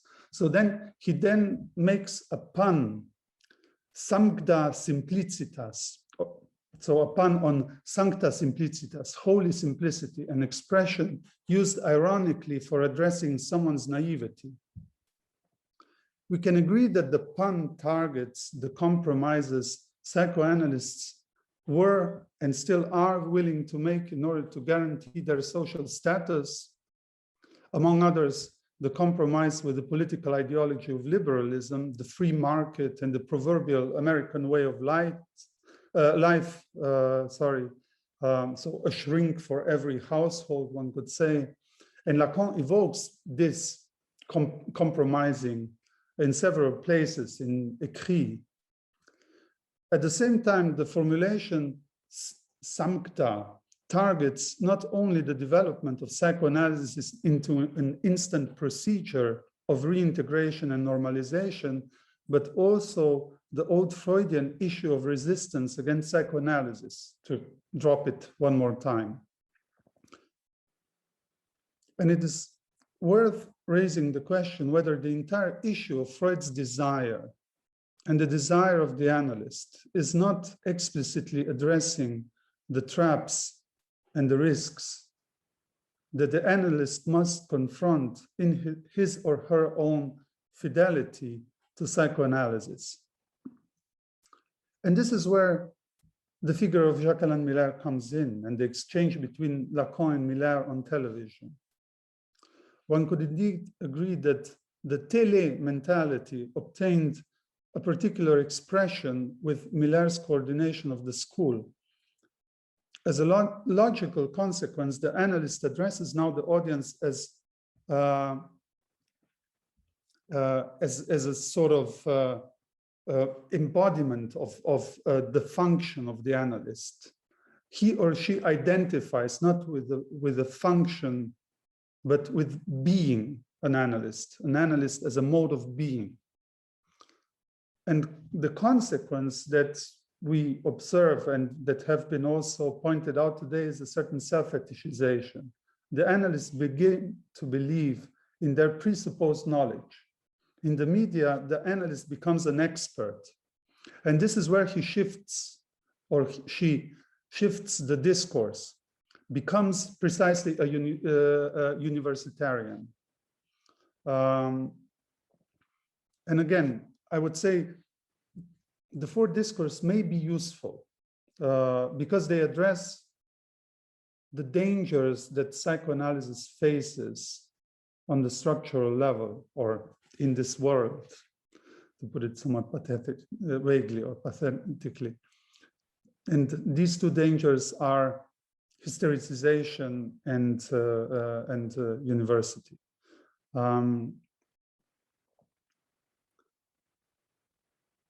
So again, I would say that the main problem of psychoanalysis today is a certain fetishization of their own knowledge, their own esoteric knowledge, their own surplus knowledge. And there are specific expressions of this fetishization. Pretty reactionary position towards natural sciences and the changes that natural sciences could trigger in psychoanalysis, biology, neuroscience in the first place. But they also reject their own evolving independently from the interaction with other sciences. Like, for instance, Miller's sexism that was expressed in a very recent piece mocking transsexualism, mocking the Me Too movement, and so on and so forth. So I would maybe now move towards a conclusion with another question that concerns, this status or movement of psychoanalysis in the political space, or in the register of the political. I think what Gabriel addresses with a generic approach that can be, and he called himself also a critical approach to psychoanalysis, is of course an effort to break the singularization, to break the autism of jouissance, to break the closure of the real unconscious and so on. But these are concepts. I mean, these are concepts with which psychoanalysis undergoes a movement of singularization. I think they are simply mistakes in understanding jouissance, in understanding the unconscious. This differentiation between the real and the transference unconscious that Miller makes. And in all this, against so the generic approach is also an approach against the exceptionalism of psychoanalysis, which has also been mentioned already today. So it's not about the issue of psychoanalysis commenting on the world, but rather claiming that this commentary has an exceptional status, as we've also heard. This means then that there has to be an extension of psychoanalysis beyond analysis, but so not in the sense of exceptionalism, which is also a form of closure. It's also a form of self-defense and becoming reactionary. So I think there has to be a certain extension of psychoanalysis. And this is something that Lacan tried to address with the idea of the analytic discourse understood as a social bond. And so I would like to conclude with a quote, which is also a conclusion, basically, from Lacan's conference in Louvain. He says this at the very end, and it's from 1972. And it addresses precisely this question: what extension for psychoanalysis? So this is a quote by Lacan. This is why analysis, as I have just remarked, expressed itself in the historical conditions we are in something that is a new discourse, a new mode of social bond. This something which is established from the analysant to the analyst. So the initiation comes, the initiative comes from the analysant. Is the initial cell of something that must go much further, that will go further or not. But if it does, this position of the analyst will hold an essential place in the mode of malaise in culture that Freud already promoted, unquote. So the main point of this quote, and also its main ambiguity, is that an extension of psychoanalysis exists.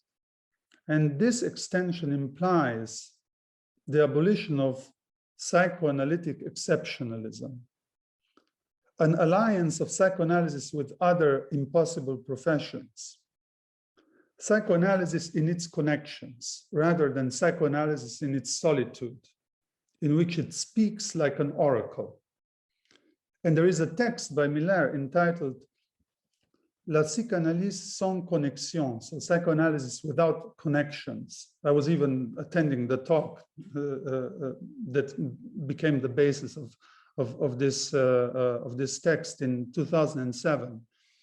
And Miller argues there that the later Lacan was engaged in the movement of cutting ties he established with other disciplines, with other fields of knowledge, with other practices, throughout his teaching. So the later Lacan, the Lacan starting with Seminar 23 on Joyce, is mobilized in this reading that Miller promotes for quite a while now as justification for both. So to make of psychoanalysis an esoteric discourse on the one hand, and on the other hand, a discourse which intervenes out of an non-determinable place in the social reality and diagnosing the state of the civilization. And these two aspects go together. Metaphor is the trope of the oracle. There is no greater threat of losing psychoanalysis than this metaphorical discourse, this closure into surplus meaning and into what has been already mentioned today as Miller's and to some extent also Lacan's prognostics. So I would stop here and thank everyone for tolerating this speech.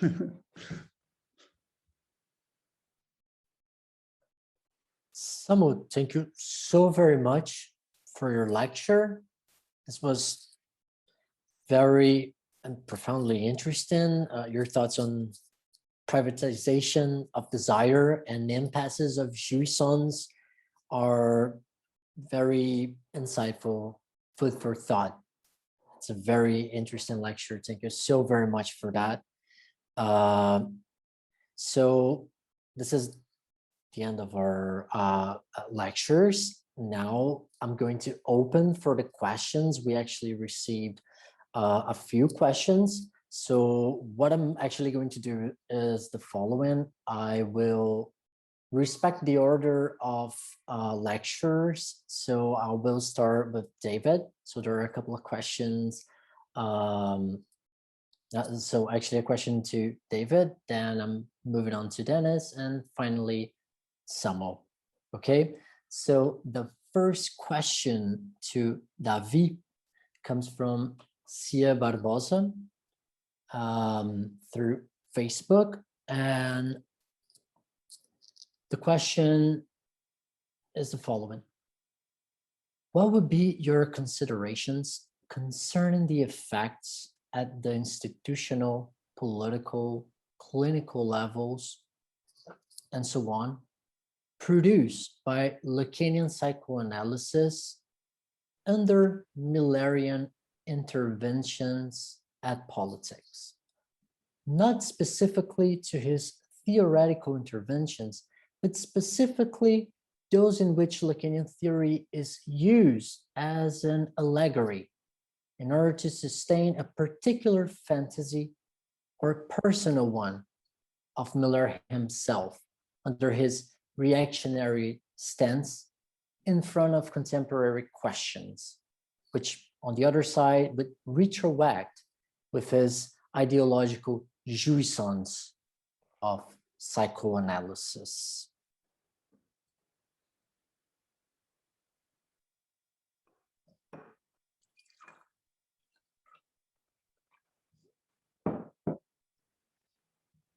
David, I guess we're just a second. I guess there's a problem with the audio. Yeah, I cannot hear you, David. Just let me. No, not yet. I guess we're just having a little trouble with the audio. Let me just double check what is going on, and I will get back to you, David, in a second. Is that all right? Thank you so very much. Is it okay if I just move along to Dennis and then I get back to you? Perfect.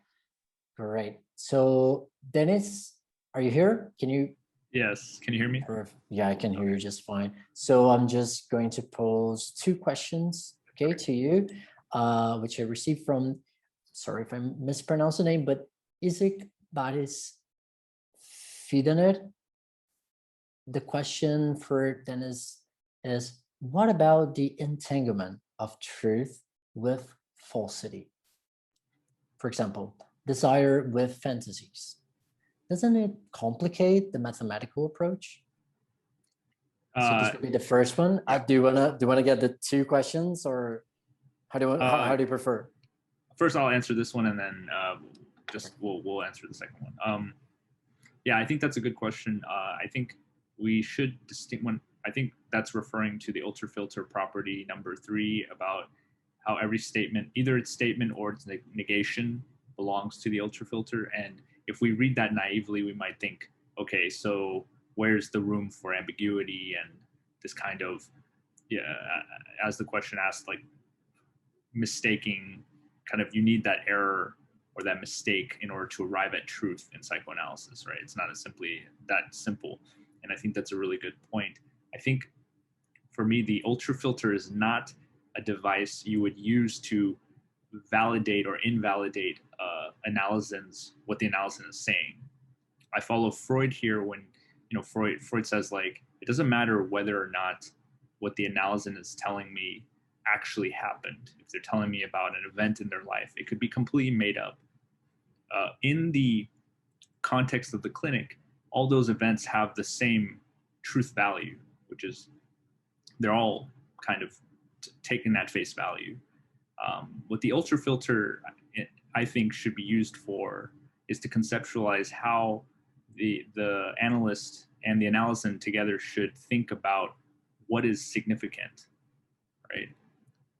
So whether something is true or not is independent of whether it's significant as an indicator of the existence of the unconscious. And clearly there can be biases there, basically. Like, if you take an immigrant from a totally different world and you put them on the couch of a,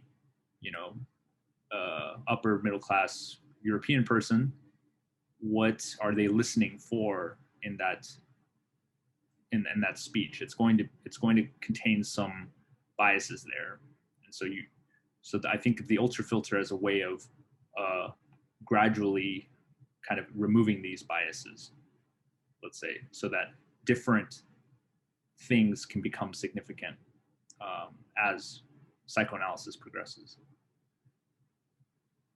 Okay, and I think that's my answer for that one.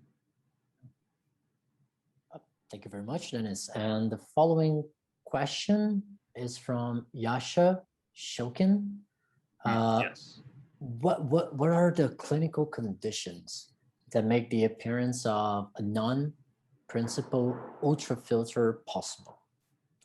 Oh, let me just, let me just continue. So in particular, what does it mean to say that this position of generic listening in the clinical setting has infinite consequences? Would it be interesting to hear your thoughts and Gabriel's thoughts on that, on what this perspective implies for the way in which the unconscious appears, and whether it has concrete consequences for this more experimental approach to psychoanalysis? Yeah, that's a great question. Also, hi Yasha. Yeah, we're all together in our study group every week, so I'm sure I'll have some more opportunities to talk to you about this. But for this question, I think the conditions are exactly like the example I was giving. The way I'm thinking of it is like every analyst only has a very finite set of experiences that they can draw upon to say, to verify, or to listen to somebody else, right? Yeah, you haven't heard every possible analysis, and you never will be able to hear every possible patient. So you are always limited in your resources. And I think to say that the ultrafilter appears is just another way of saying that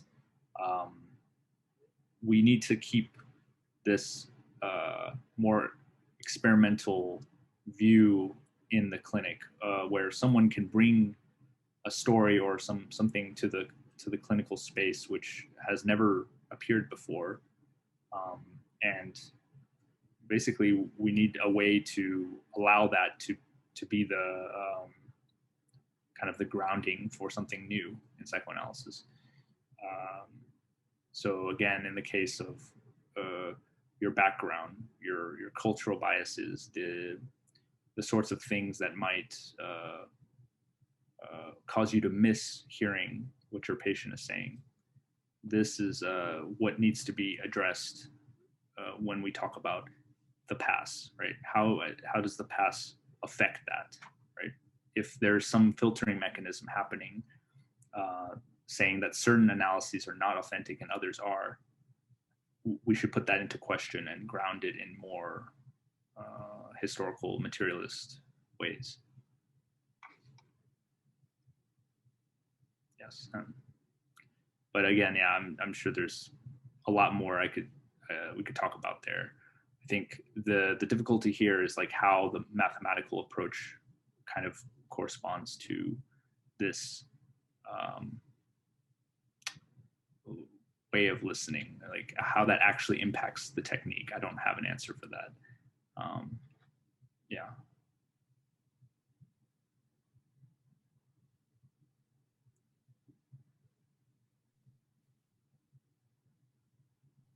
Should I go on this? No, thank you so very much for your answer. Is it okay if we try Davies once again? Are you listening to me or not? Oh, I can hear you just fine. We can hear you now. Perfect, that's great. Good.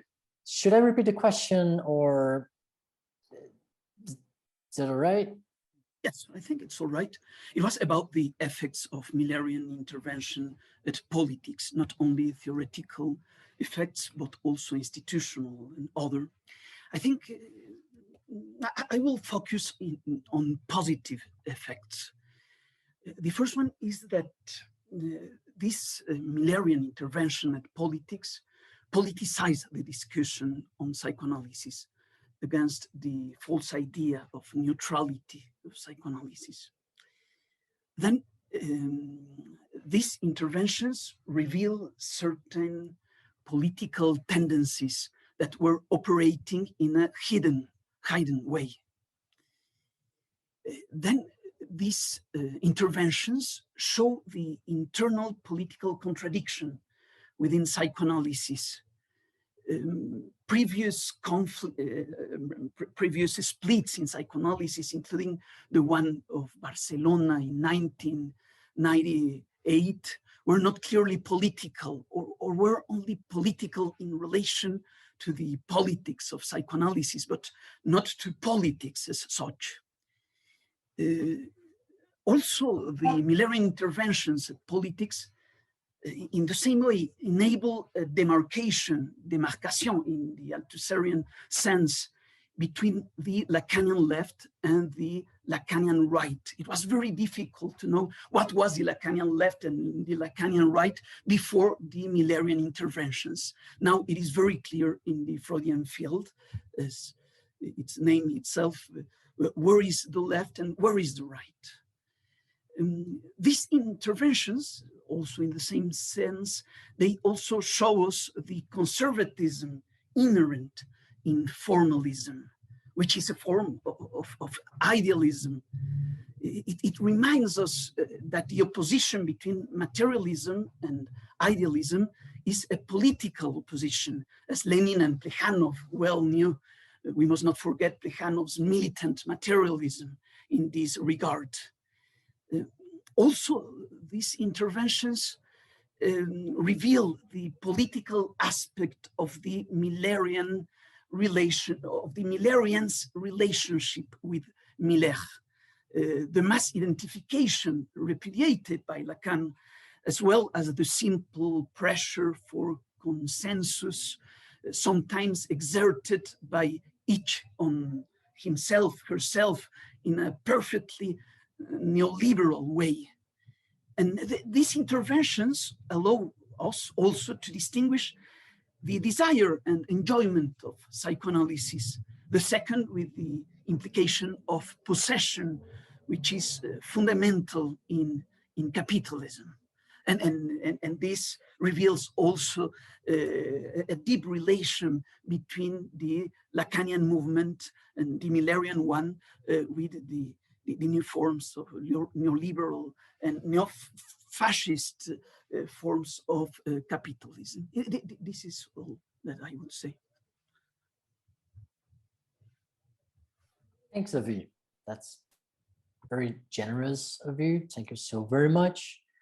I will move to a question posed to Samo. So Samo, you've mentioned hysteria and university discourse as two possible, oh, sorry, this is actually a question from Simon Gross. Forgive me for just like skipping ahead, my mistake. But this is a question from Simon Gross, and he asks you, Samo, you mentioned about hysteria and university discourse as two possible outcomes after the dissolution of the analytic one. You also operate with the couple of the two notions of resistance and power play. What about perversion? How does it relate to the theory of discourses? Is it simply the same thing as first master's discourse? Isn't the entire problem of resistance and power play something which immediately brings to mind the structure of perversion? Even politically, also locally, isn't the main problem we encounter with the extreme right that of some kind of perverted ethics of continuous injunction towards continuous enjoyment, which is, of course, destructive? Thank you. Yes, I mean, Simon has quite a few issues raised here in this comment. I have it open on my computer, so I keep everything present. I mean, yeah, I mentioned hysteria and university only because I was referring to the shifts, to the quarter shifts that Lacan associates with the dynamic of discourses and the permutations of elements and so on. So that's why hysteria and discourse. And I guess, I mean, if it would be definitely more appropriate to elaborate more in depth on that, but for that, you know, would have to go through the formulas and so on. So I was just playing more on the general knowledge of these formulas. The power play, I think I mentioned it only once, so it's interesting that you got caught exactly on that formulation. But I would say, I mean, I guess there is a certain potential for perversion in every discourse.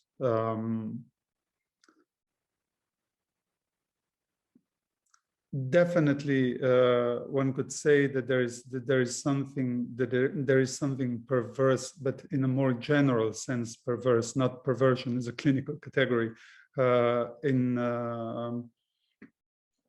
the development of analysis into, you know, a manipulation, exploitation of the transference situation.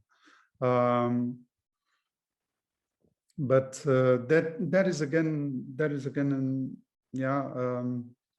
an issue that I would have to ponder on a bit longer, and maybe not in front of all of you, because it would be more appropriate to present the results rather than do too much improvisation. But I would definitely say that his perversion goes beyond the master's discourse.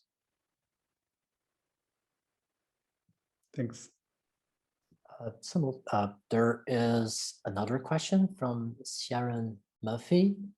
I wonder if the generalization about psychoanalysis is so fair. Lacanian's work also work in many different types of settings outside of the classical setting. Addiction-centered, working with children using objects, autism, as well as the work of cartels, and etc. Perhaps it's a more parasitic, heterogeneous, open, and experimental field than you're given credit for. Well, you know, I mean, again, thanks for this comment, and it was not my intention to in any way flatten psychoanalysis, you know, to this criticism, and it was really more, I mean, a certain expression of also personal frustration with the development that at least Miller underwent in the past, let's say 25 years, although, you know, there is, and this is basically also Gabriel's point in the book. It kind of has all the problematic potential in suture, the text. So one thing is the experimental settings of psychoanalysis, and I wasn't talking about that. I was just acknowledging and you know, stating my agreement with Gabriel's insistence on the experimental character of psychoanalysis, and you have enumerated them. Which, you know, I perfectly am aware that these are the experimental, the expressions or the actualizations of the experimental character of psychoanalysis. The other thing is then, of course, the structure of the school, and as it is being put into practice since basically the 80s. I mean, I do not think École de la cause freudienne, or, you know, maybe I'm just being a bit unjust saying this, but I do incline to the diagnosis or the criticism of the modus operandi of the school in terms of, well, a Stalinist party. You know, this is also not something that I came up with. This is something that you can read in Slavoj Žižek, but I think he makes a point there. I mean, of course, Stalinism is a heavy reproach to make, and of course we have to take it as a metaphor for precisely the structure of the university discourse.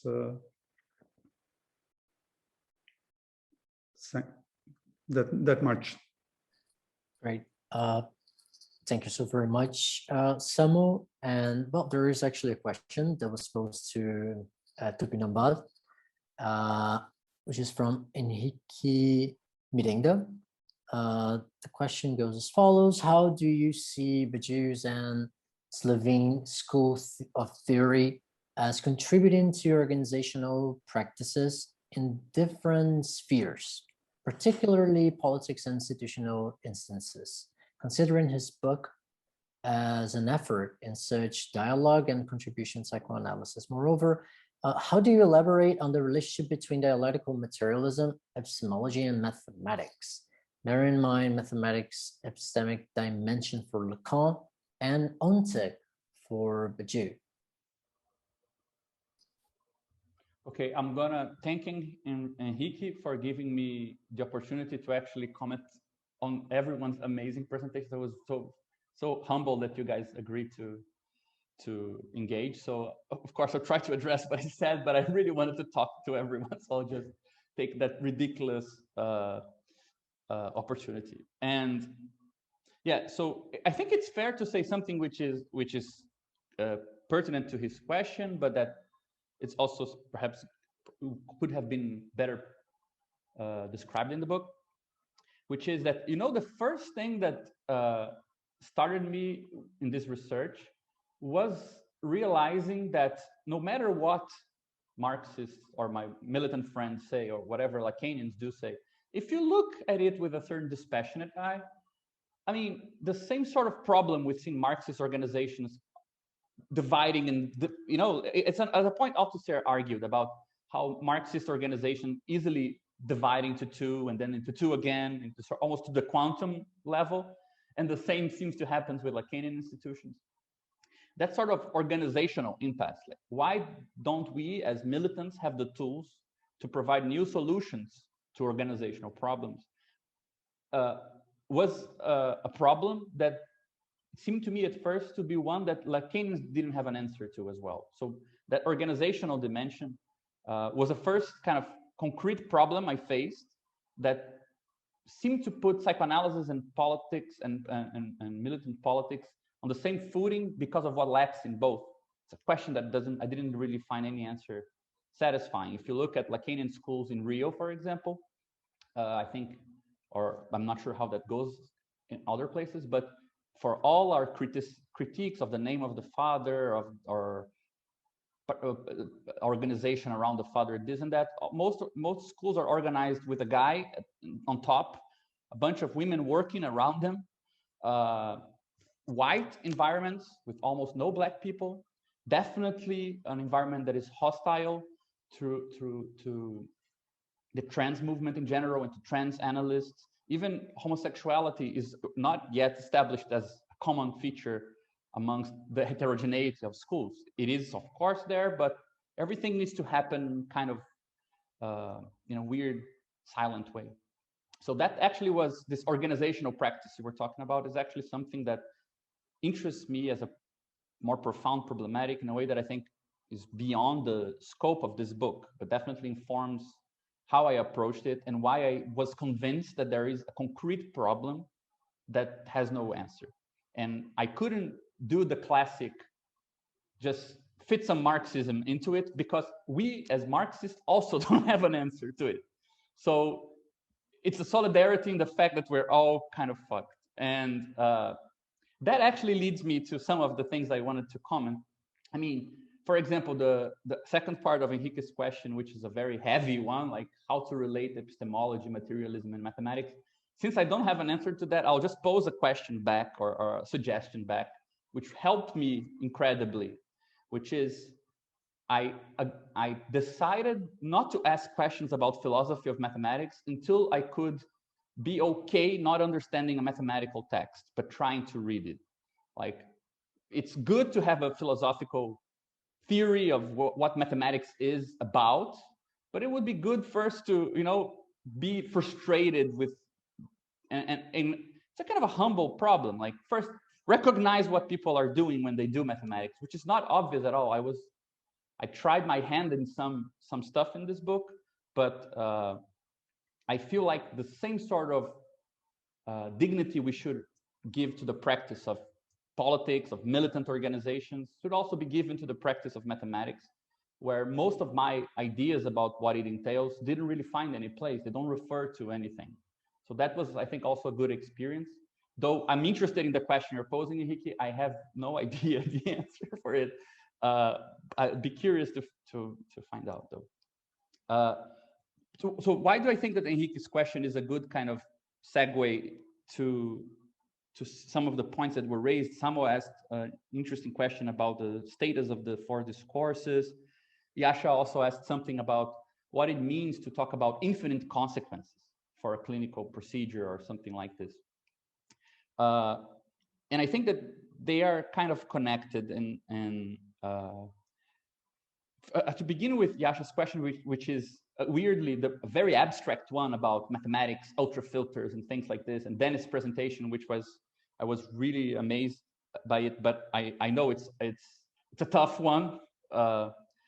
But I think that it's a really good example of why other approaches to our formalism, like we're used to the idea of mathemes in Lacanian psychoanalysis. But in my opinion, mathemes, they do two things. They promise something which is transmissibility without organization. It supposes that just by circulating a couple of symbols, that it means, and our whole explanation that it doesn't mean something, it's an impasse of sense, some sort of justification like that, it substitutes actually organizing the field. So I think that there is a sort of political surplus to the mathemic, which in mathematics, it's substituted for a lot of hard work to actually connect one statement to the next.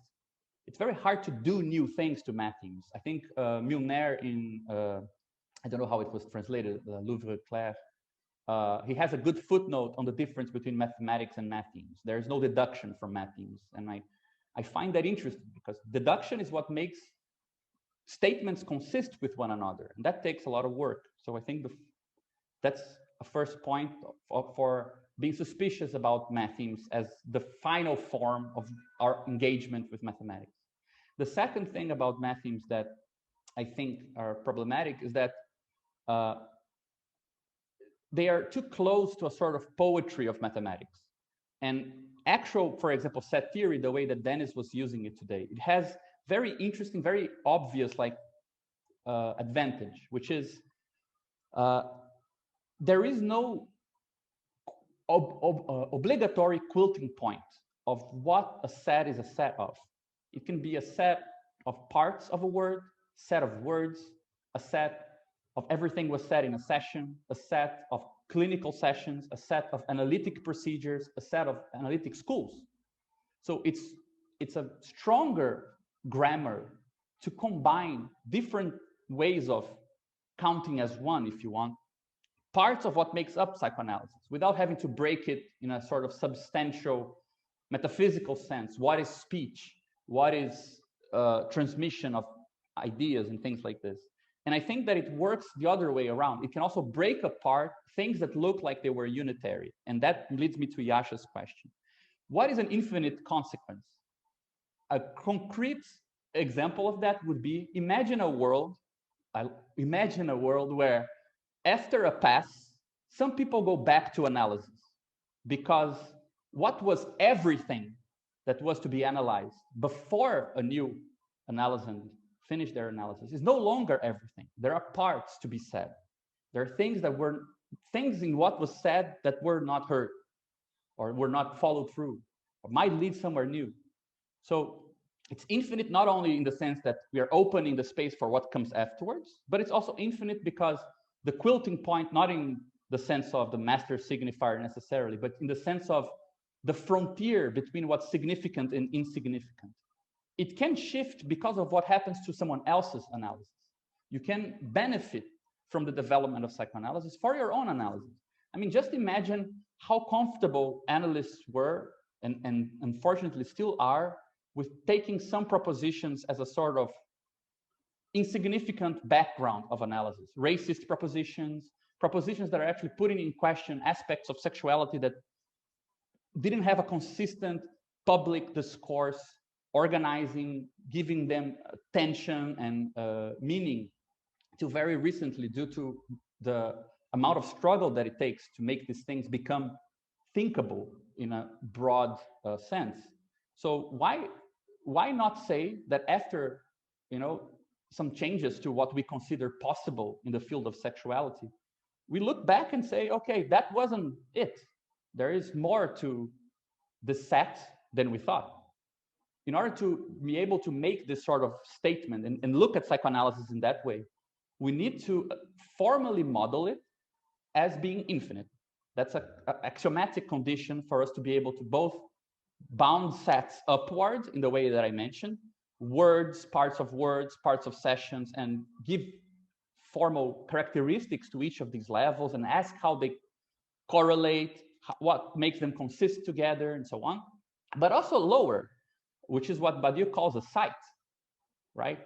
The things that are at the edge of the void in an analytic procedure, why not? So my take is that infinite consequence can mean something like this. What would it mean for news about analytic processes, analytic trajectories to circulate consistently enough and with enough consequence that analysts might not only listen differently after that and shift the border between what's insignificant and what's significant in speech, but also processes which already seem to have met their terminate point might also appear like, okay, perhaps there's more to explore. More things can be listened to, latched onto other significations and so on. So I think that's a very concrete consequence. And this aspect of a set-like approach, the grammar of set theory, which is weirdly a more restricted grammar than that of natural language. But because it's more restricted, it is also more powerful. One of the places where I find a consequence of this, or at least it sheds a new light for me, is on the theory of the four discourses. I mean, I was quite surprised to realize, I never stopped to think about it. I was for so long taken up by Zizek's project of what is the analytic social bond in politics, and what is the relation between the analytic social link and Leninist politics and things like this. And suddenly I realized that there is a very obvious answer as to why the two things don't fit together, which is that the analyst discourse doesn't scale up. From all the discourses that Lacan develops, is the only one that you never see him apply to large groups of people. It's very vulgar, but it's a characteristic. The hysterics discourse doesn't seem to require you to single out two people. Apparently, you can talk about it in a broader social sense. The university discourse, the master's discourse seems to be easily applicable to large groups of people. But precisely the analytic one is so hard to scale up. So why is it so hard? And my hypothesis today is that, well, it might not be necessarily an intrinsic problem. It might be a problem of the grammar in which we're discussing these things. Again, there are limits to natural language to keep certain properties in place while exploring different aspects of the formulations, right? So I started with the Zizek's problem of where does Lenin and Lacan meet? And one place I knew that they didn't meet was in my practice of militant organization, where we are unable to keep organizations together without certain forms of very old authoritarian structures appearing, or in psychoanalysis. So it seemed like it required a new answer. And this leads me to something that happened while David was presenting. I mean, David, I cannot tell you how much I'm indebted to your work. I mean, for a long time. I was really pleased that you could join us. But while you were speaking, I think that I really want to thank also Ciaran, I'm not sure if I'm pronouncing your name right, who made a really quick intervention. He was just saying, like, this sounds kind of like rubbish to me.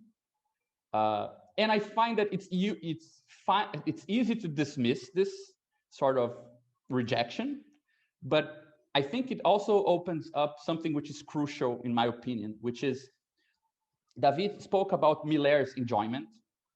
And one thing that fascinates me is the day-to-day position of people in Millerian schools with regards to Miller, which I think is not a simple repetition of the stereotypical description you gave us. There is also a silent transgression. Like, I know this is all bullshit, but it does something. So I can leave it there. And what does it do, in my opinion? It allows us not to know what it takes to organize psychoanalysis. You can mock silently this guy while privately enjoying the fact that you're in this really well-established school.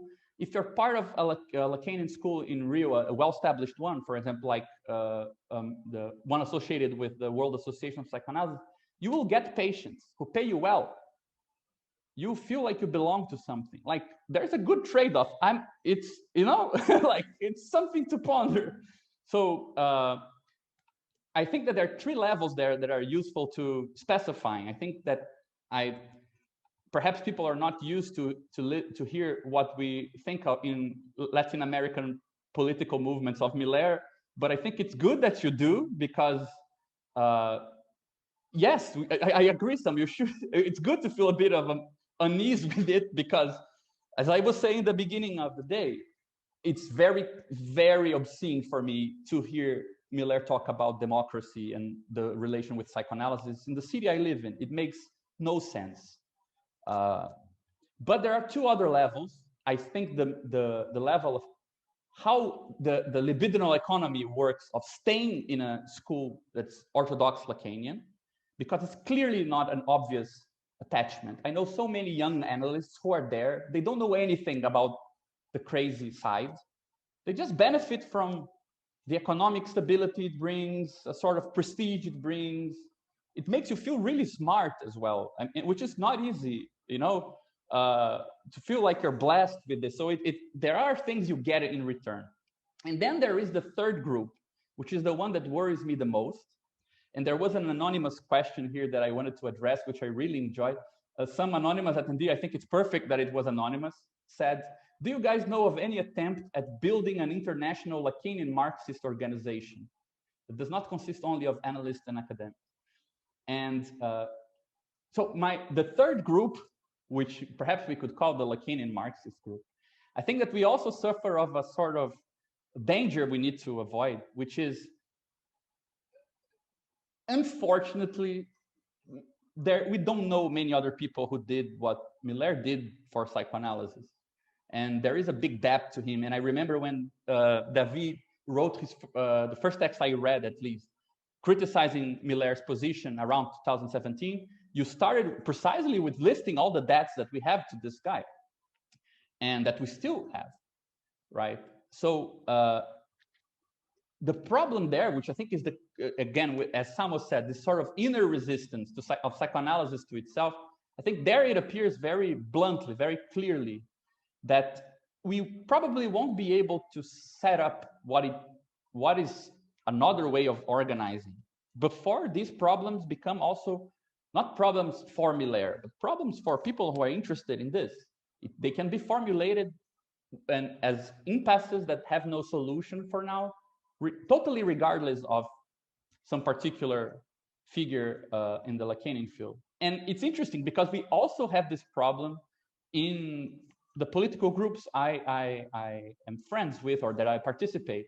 It's very hard not to, just call the other group Stalinists and, close the question there and move on with pretty much the same structure. So I think that for me, this issue of what does it mean to let's say, control the means of organization of psychoanalysis, regardless of what we think of the guy, to the point that he becomes irrelevant in some sense, or a historical figure that we can pay. I think that's a problem that we're also facing in Marxist groups. We're still having a really hard time closing our debts to the past. Part of it because we don't know how to inherit the past. Part of it because it's just so fascinating to look at the ruins of the most destructive catastrophe of the 20th century. It's really enticing. So it's again a solidarity in the problem, not so much a solidarity in the fact that there are theoretical relations and so on. Just to conclude, Ciaran asked another question at the end, which Samo answered regarding this heterogeneous uses of psychoanalysis in the world. But I hope that the book also helps to pose a bit of to see this heterogeneity with a bit of suspicion, because it's true, in Brazil, psychoanalysis is, for example, very integrated with the health system.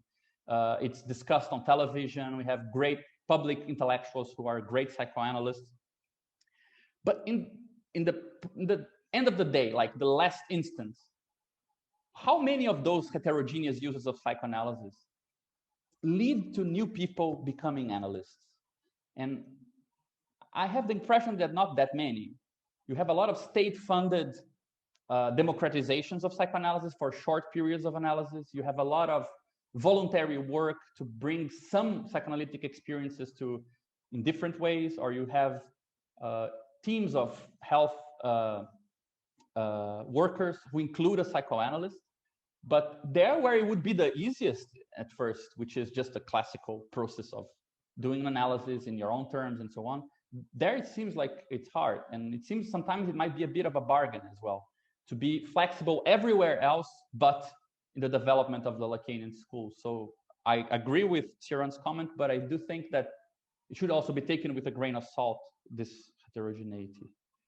Yeah, I definitely spoke too much for somebody who was supposed to answer one question. But again, thank you so much for all the presentations. I learned a lot. I'm really eager to continue talking to you all. So, well, let me just open the channel so that the other panelists engage on Gabriel's comments. If any one of you wants to comment or make further additions, please. The floor is yours.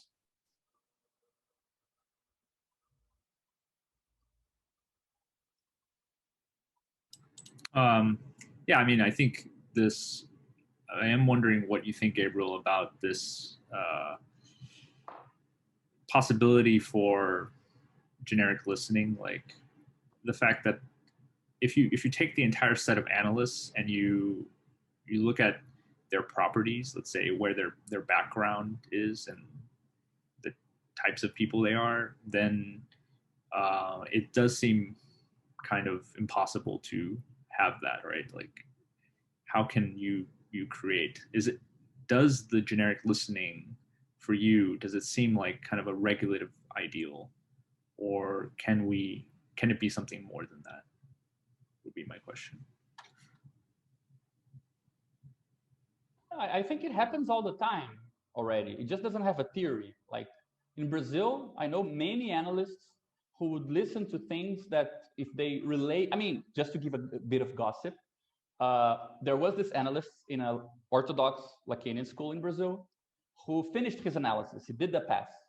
He sent the kind of notes of it to friends, and they asked him to cut some parts where he referred to his childhood and Brazilian syncretist religion, because that would sound like a psychotic point.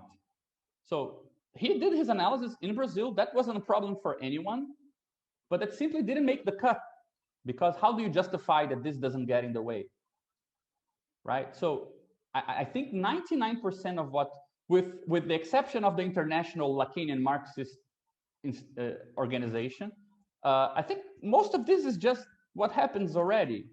I mean, I on occasion put like, how do you call this? You know, that's like really heavy salt. We use it here in Brazil for barbecues, like sal grosso. I don't know how you say it in English.